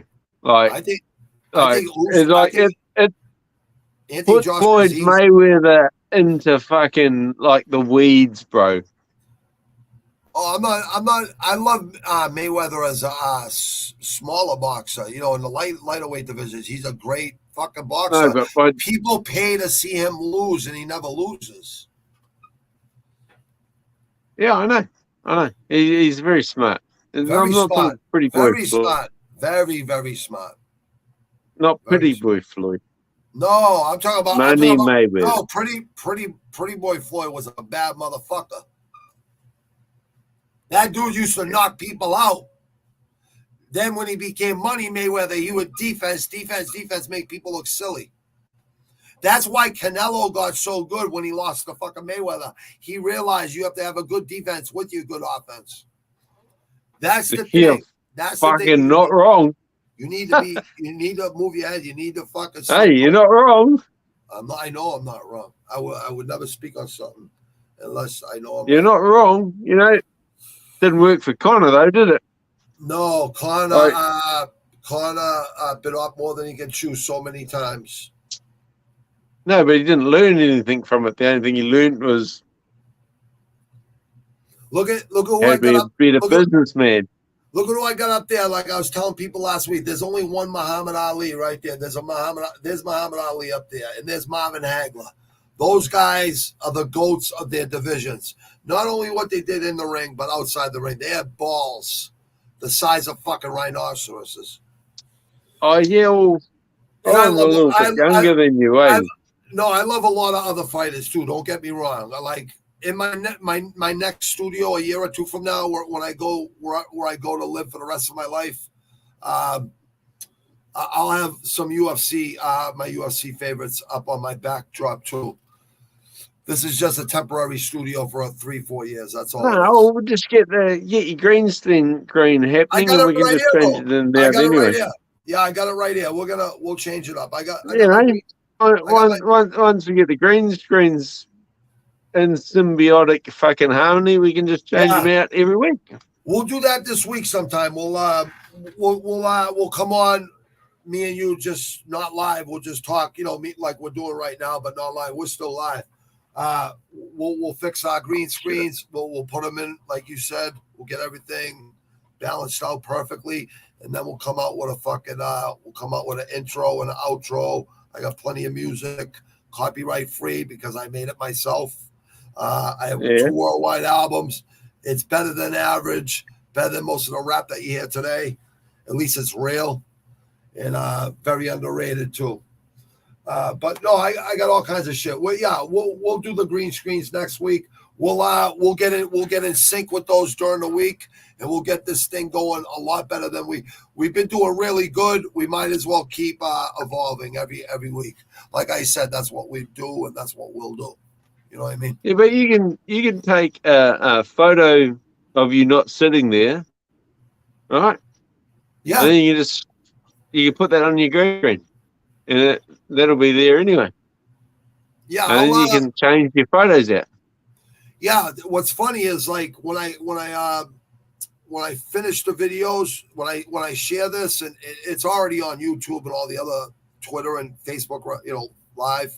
But when I go and make sure it's not for kids and all that shit, even though it already is marked out, I got to make sure and do all that shit. But it doesn't give me pictures of me and you till the next day from the streaming service I pay for. You know what I mean? So I don't know.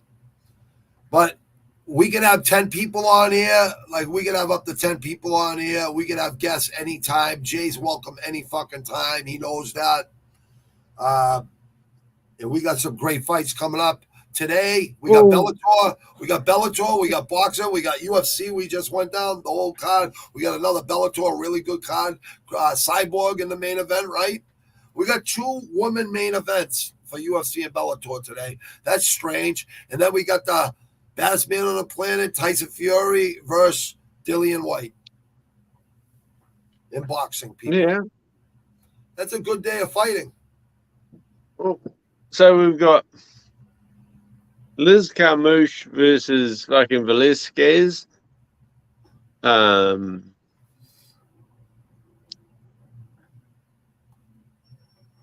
Chris Cyborg versus. I like Cyborg, but I think she can be beat. She's fighting Some other woman, and we've got fucking LEMOS versus like. You see what the UFC have done? They have not played a hand against boxing. UFC has done a lot better than boxing. Yeah, but this weekend they have not played a hand. They've just folded. No, you're right. You're right. I agree. I think they're in cahoots. You know what I mean? I think Dana White gives boxing a little fucking, gives them the support and says, "Hey, this is your weekend to make money." You know what I mean? I think he's smart like that. Cyborg versus Blencowe, Blencowe, Part 2. This is their second fight. Liz Carmouche stops Julian Velasquez to win Bellator Women's flyweight title. We watched that together last night. All of us did at Rush Hour MMA. That was a good fight. Yeah, I got Carmouche at like $2.45 or something. It's good. So this ain't a bad card, huh, brother? The Cyborg card. Oh, mate. Granted, I don't give a fuck about Bellator. No, you don't care. You don't care about Bellator. You know what? I feel the same way sometimes. I get it. Why you feel like that? I do. I understand. I get that. I'll stick my head in there and I look and I watch them, but I'm not gonna break down Bellator fights or even. Certain fighters are worth watching. Certain ones. There's very few. It's not like the UFC where there's 20, 30 guys you'd like to watch. A woman and woman. There's some good women that you watch. I think the only. I love to watch. Venom Page. MVP. Yeah, I like watching Venom Page. I like watching the guy with the Pokemon. I think he's really fucking good, man. That guy has fucking accurate strikes.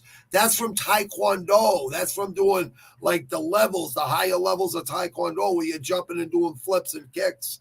He's been doing that shit his whole life, man. That guy, listen, I just respect him because to knock anyone out isn't the easiest fucking thing to do.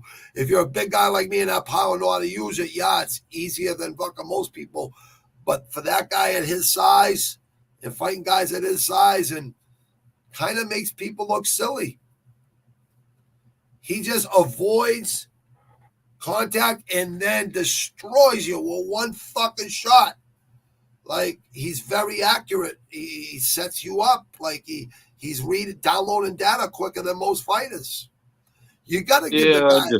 Listen, I'm not a fan. I'm not a fanboy. You know what I mean? I just think John Jones, Anderson Silva, BJ Penn, like, there's levels to this shit. Obviously, the first Gracie, there's just so many, like, legends of this sport. Mighty Mouse beat Rodtang last week. Like, these are guys that are just on a different fucking level. Khabib. Yeah, he's like Islam road thing too. Khabib is still tossing Islam around, even though he trained with him for 30 years. He's not Khabib. Islam is not Khabib. And that's what people are going to learn. He's not Khabib. Man, there was that fucking card. My phone died. I was so pissed off. It was What happened? When did your phone die? When my phone died, it wouldn't charge. When did your phone die? I forget. Sometimes you gotta remind me of things, Kiwi, unfortunately. Yeah, 3 weeks ago. That's right. I do remember. And you and Jay were breaking down the fights. I missed the card with Jay. That's all right, though. That's all right, bro. That's all right. And fucking, you guys both picked fucking Rodang, and I was like, what? I didn't pick Rodang. I Yeah, had you Mighty did. Mouse. You No, both, sir. both. I knew. I said, ask Jay. I said, if Rodtang gets, I said, if Mighty Mouse can survive the first round, he's going to win. And that's what I thought was going to happen. I thought Mighty Mouse was going to survive. I took Mighty Mouse, bro. I love Demetrius Johnson. Yeah, but not on the tipping show. No, I thought I could have swore I took fucking Mighty Mouse. No, you agreed with Jay. No, I agree with Jay that Rodtang's a savage. I said if he can stop Mighty Mouse in the first round, he's not good. I said Rodtang is the fucking best Muay Thai guy there is out there right now. But I said Mighty Mouse is fucking undefeated.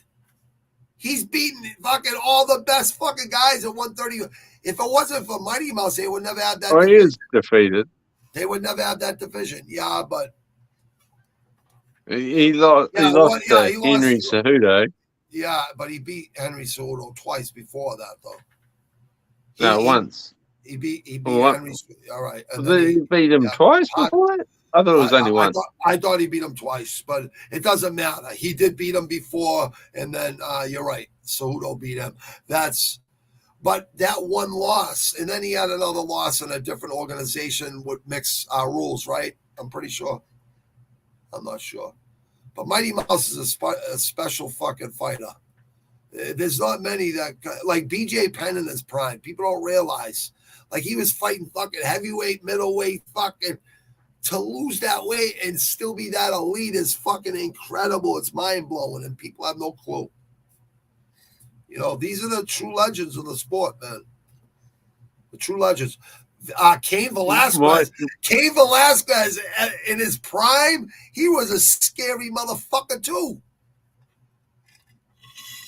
Cain Velasquez, man, he get you the fucking an armbar fucking, you know, when you're trying to slam him, he fucking put you in an armbar. Like that guy was just off the hook. There's just so many, there's levels to this fighting game. And today I hate to say people might be some great fucking cards. But you're looking at history, a lot of shit today, especially with Tyson Fury. Well, you know, like it's crazy you say that because, like, when I first started getting into the sport, I loved Tank Abbott, and I like Tank Abbott.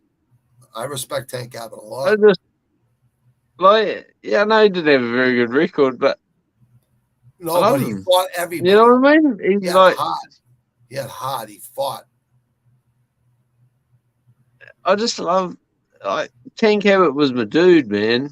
You know, like that was back in the day, and I'm not gonna lie to you, Granite. I drifted away from MMA for a few years. Oh, why would you lie? You don't lie. I know that. Why would you lie? We have no reason to lie. Yeah, I'm listening. So I drifted away from it. I did too. Till John Jones came around, and I seen the levels. So is that kind of what happened with you? Like you seen the fucking talent getting better and better, and more competition. Oh, I came back and it was just like crazy. Yeah, you know? Same with me. It's fucking crazy, you know. I was too busy working, and then I'd see the fights on VHS like that weekend, like 3 days after the fights. You know what I mean? So I followed it. You know what I mean? But Tito Ortiz and fucking. What's his name with the mohawk? With the left hooks and right hooks. The champion. What was his name? He fought Tito Ortiz all the time. They always had beef. Chuck Liddell. So I go, I go all the way back to Chuck Liddell. Yeah, man, I was thinking Dan Hardy. Yeah.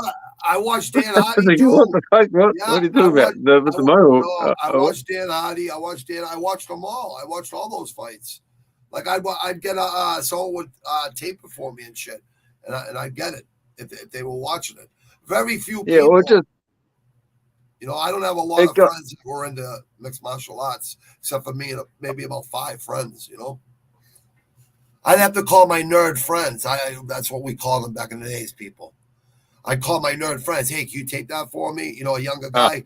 You know, can you tape that for me? And I'll throw you an extra. You know, I'll throw you $50 or $100. I'll give you a C note. Yeah, you know what I mean? You need your nerd friends. Yeah, and I'm paying for their fucking free fucking UFC pay-per-view too. You know, on satellite, whatever the fuck it was. But yeah, The I nerd always friend's got thought. lines. But I did the same thing you did. I was really into it, and then I seen like the bullshit happening. You know what I mean?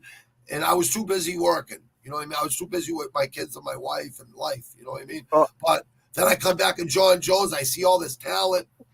I'm like, wow, this is 10 times better now. You know, Machida. I was actually before John Jones. It was like when Rua, all those guys, like right around that time. I got back. I only got back into it because I was into it at the start when it was called. Like, well, I'm not going to say I was into it in '93. Strike Force. Because or Strike Force. Because I didn't have TV. You know, it wasn't until I moved to Australia and I started. You know, I lived with a couple of blokes. We got a television and we got paid TV, and we could watch this stuff. You know.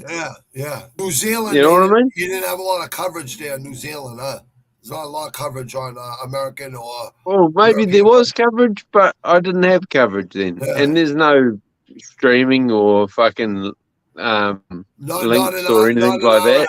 You know what I mean? Not in our era. Not in our era either. You know what I mean? It was a bit different back then. Yeah, you know? It was. Yeah, different eras. Every 10 years is different. Like the 70s is different from the 80s. The 80s is different from the 90s. 90s is different from the 2000s.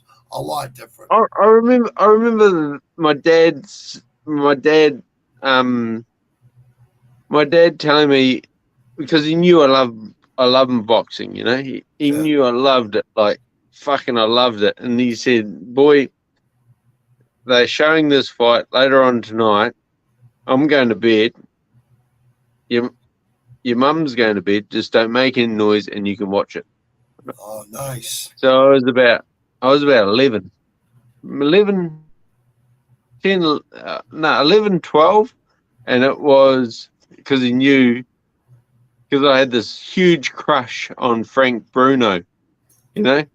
Frank Bruno was a fucking tough kid, I loved Frank Bruno. Yeah, I loved Frank Bruno, and tough, Dad knew I had a heart on for him. Yeah. And he fought Lennox Lewis, and fucking, I remember watching that, and fucking Frank Bruno nearly fucking got him out of there. He nearly got him out of there. I remember that fight. And they put so much Vaseline on fucking Lennox Lewis's face every round. I was spewing as a child. Oh, fucking, you're cheating. You are fucking cheating. You know what? It really Dad comes down and goes, hey. It is.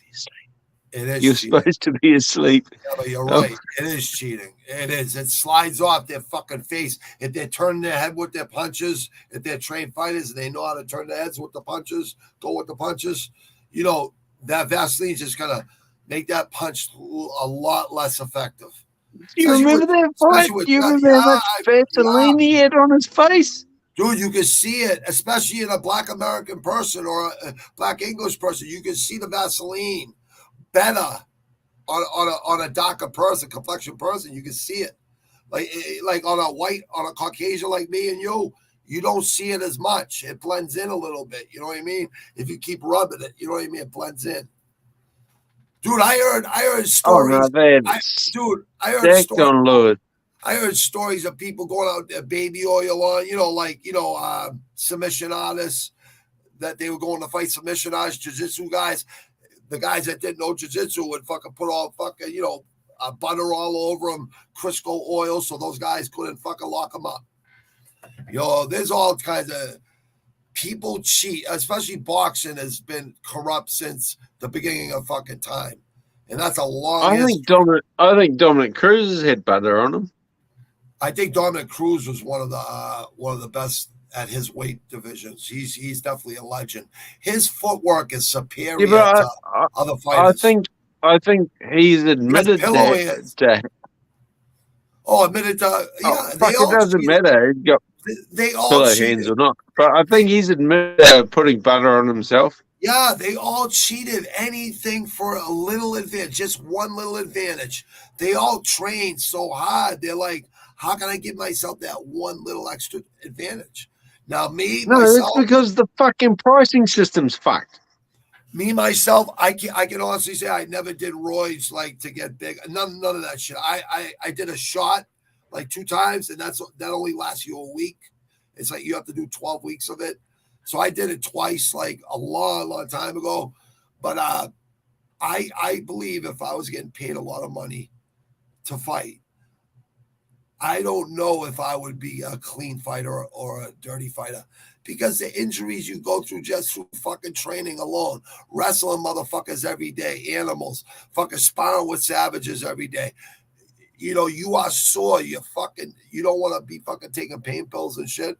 So you start taking fucking steroids, which, if you get the right shit, can fucking heal your wounds a lot quicker.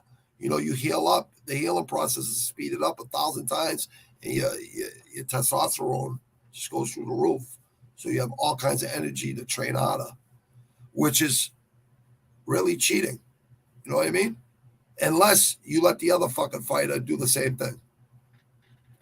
Back in the Pride and Glory days, it was sign the contract. We don't test for roids. You know what I mean? Wink, wink. You know what I mean? They'd say, we don't test for steroids. Sign the contract. It would say it right there. You remember those old fights? Like the big fucking, like, huge guys versus the little guys, Davey versus Goliath and Pride and Glory back in the early days? Yeah, of course. Man, those fights, man. Did you watch every Mike Tyson fight when you were growing up? Did you guys get all the Mike Tyson fights there? Mike Tyson, yeah. Like when he was in his prime in the 80s. Did you guys get all his fights? Free to air. You got it on free TV? Free to air. You got it free? Free to air. We would free all to pay. air, Granite. We would all pay. When I was a child, heavyweight boxing was free to air in New Zealand. Oh yeah, we had to pay $50 for pay-per-view and shit. Yeah, in America. No, so it was a bit different. You guys were lucky. Yeah, I think it's because we were that.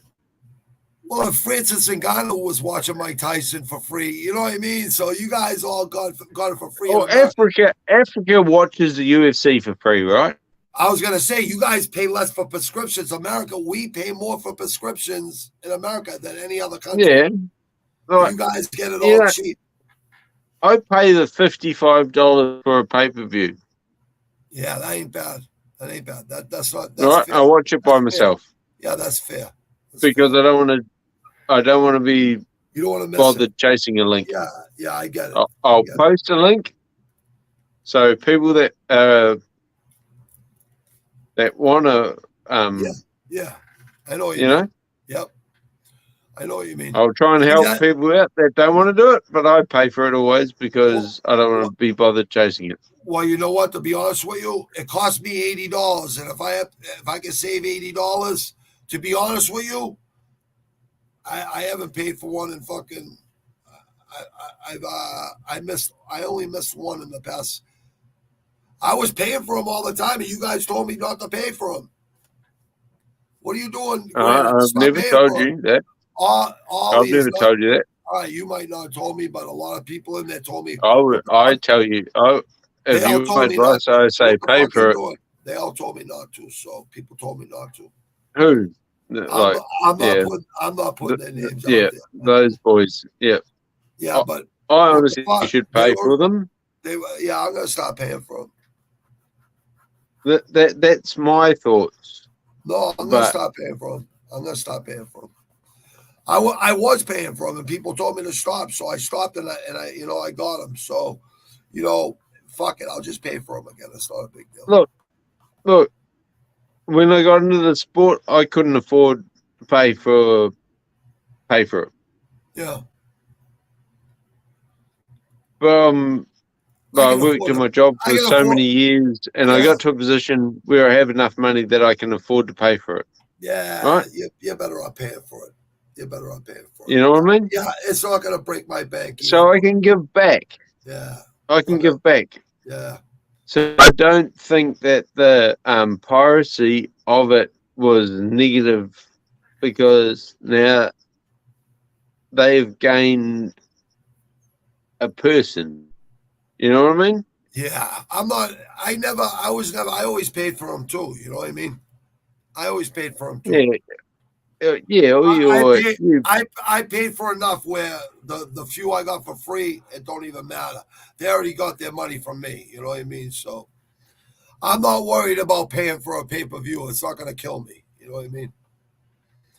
It's not going to kill me. Yeah, I know what you're saying, but not only that, I get the prelims, the early prelims, and the regular prelims for free on ESPN. So I get to see everything, and then what, for 4 or 5 fights, I'm gonna pay $80 when I can see them a week or a month later. Yeah, I gotta pay about $15-16 a fight. Not when you got kids going to college and shit and all kinds of shit, and kids fucking 17 years old, and kids that already went to college. You get college costs a lot of money, especially when you're only gambling $25 a night. I'm gonna give you some advice as a brother, right? Save your money, the good money you're making right now, because when your kids go to college, you're gonna need that fucking money, brother. Trust me. The kids know. Trust me. My kids know. Dad, I know you take care of not your kids. a place you get money from for schooling. If you need a fucking job, I'll give you a job. No, I'm good, bro. Look. No, I'm talking about my kids. If my kids need a fucking job, I know that. Get a job. I'm just giving anybody advice out there. Save your money for your kids for college. Good to see you guys. Look, this is Jay at Rush Hour MMA. Good to see you guys up and early as always. I hope Fury defeats White and moves on to face Usyk. I also want Clay Guida to not die tonight and LEMOS to beat Andrade. He's on the same thing I'm on. He's saying the same shit I'm saying. Smoking crack. I ain't smoking crack. I don't smoke crack. I don't do coke. I haven't done cocaine since 2001. That's the last line of coke I did. But I did do a lot of cocaine in the 80s and 90s. But I got it for free because I sold it. I did time for it so I could talk about it. Yeah, well, that's what I do, granted. Like, I don't pay for coke. I didn't pay for it because I was selling enough for it where I never had to pay for it. I got it for free. But that's a long time ago. I'm just I've got this problem, and I really think maybe I should buy some. You know, like I haven't. No, you don't need that shit. You don't need that shit, bro. Just be happy. I love it. I fucking love it so much. No, be happy in your own skin, bro. Well, all right. Well, listen to me. Hold on, bro. No, I just mean for like a holiday. Like, I know how it happens. One day a week. If you can do it one day a week in moderation, it'll never kill you. That won't hurt you. As long as you can just do it one night and that's it. Leave it alone for the rest of the week. It ain't gonna hurt you. No, I'm just talking about one holiday. Yeah, that's what I'm saying. If you could be responsible enough and do it like that, you'll never have a problem. But I've never seen it turn out good for anybody, bro. I get into fights. I end up hurting people, and people it just gets real ugly. It gets real ugly. That's why I haven't gone out drinking to go get drunk in 21 years, since 2001. I don't drink, bro. I ain't going out in the piss. Iced coffee and water. That's it. I'm on a dude. I party like a rock star in the 80s and 90s. I have my fun with that. But listen, like I said, bro, if you're an adult and you can handle it, I don't go out there and have fun. You know, as long as you're responsible and you don't get in trouble, go out and have fun. Just be careful. Don't say I never warned you. No, I'm not going anywhere. All right, brother. I just want it with me and my wife. I don't know how. See, I don't live in Australia. I don't know how it is there. I don't know how easy it is to get. I have no clue. I would never trust the drug dealers of today are nothing like the drug dealers we were back in the days. We had honor. We would never kill our fucking customers and shit. These people today are killing their customers. So I don't get involved with none of it. I don't know how it is down there in Australia. You're fucking 16 hours ahead of us here. Yeah, I don't know. I don't know either. You know, I'm just... Or you're 16 hours behind. I fucking forget what it is. In front, bro. Always in front. In the past. You're ahead of us. You're ahead of us. You're right. You're in the past, you know? Yeah, it's kind of weird. You already lived the time that I've lived already. You're ahead of me fucking in time frames, in time zones. So you're already ahead of me on the calendar by 16 hours. That's kind of fucking crazy. Isn't it weird how we could communicate like this ahead of time and behind time? You ever think of that? Isn't that crazy? You should go get some sleep, Kiwi, and what's it called? So you be up for the stay in your lane. Paul said stay in your lane. He said, who you got, Fury or White? Who do you like, Fury or White?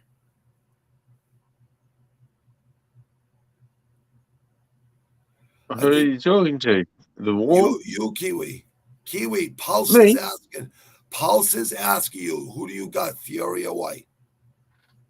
Pulse is asking me?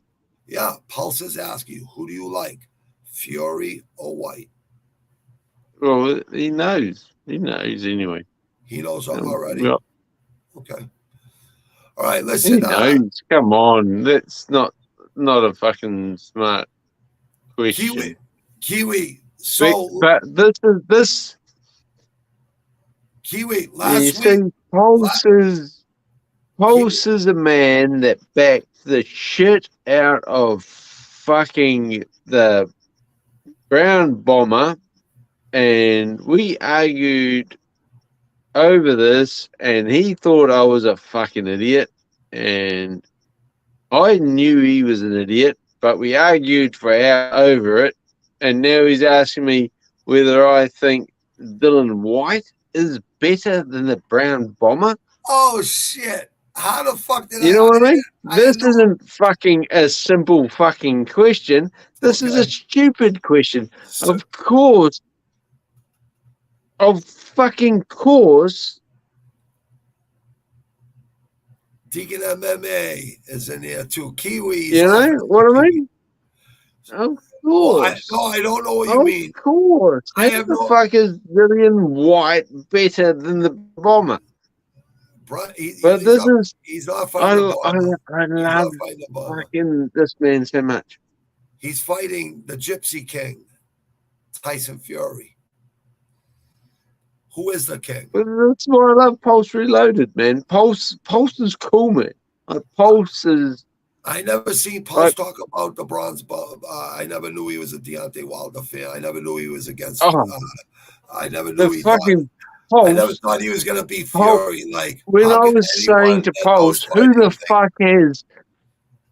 Fury was going to be fucking... Deontay... I knew he was. Wilder even fought... He thought that was a hilarious fucking thing in his whole life.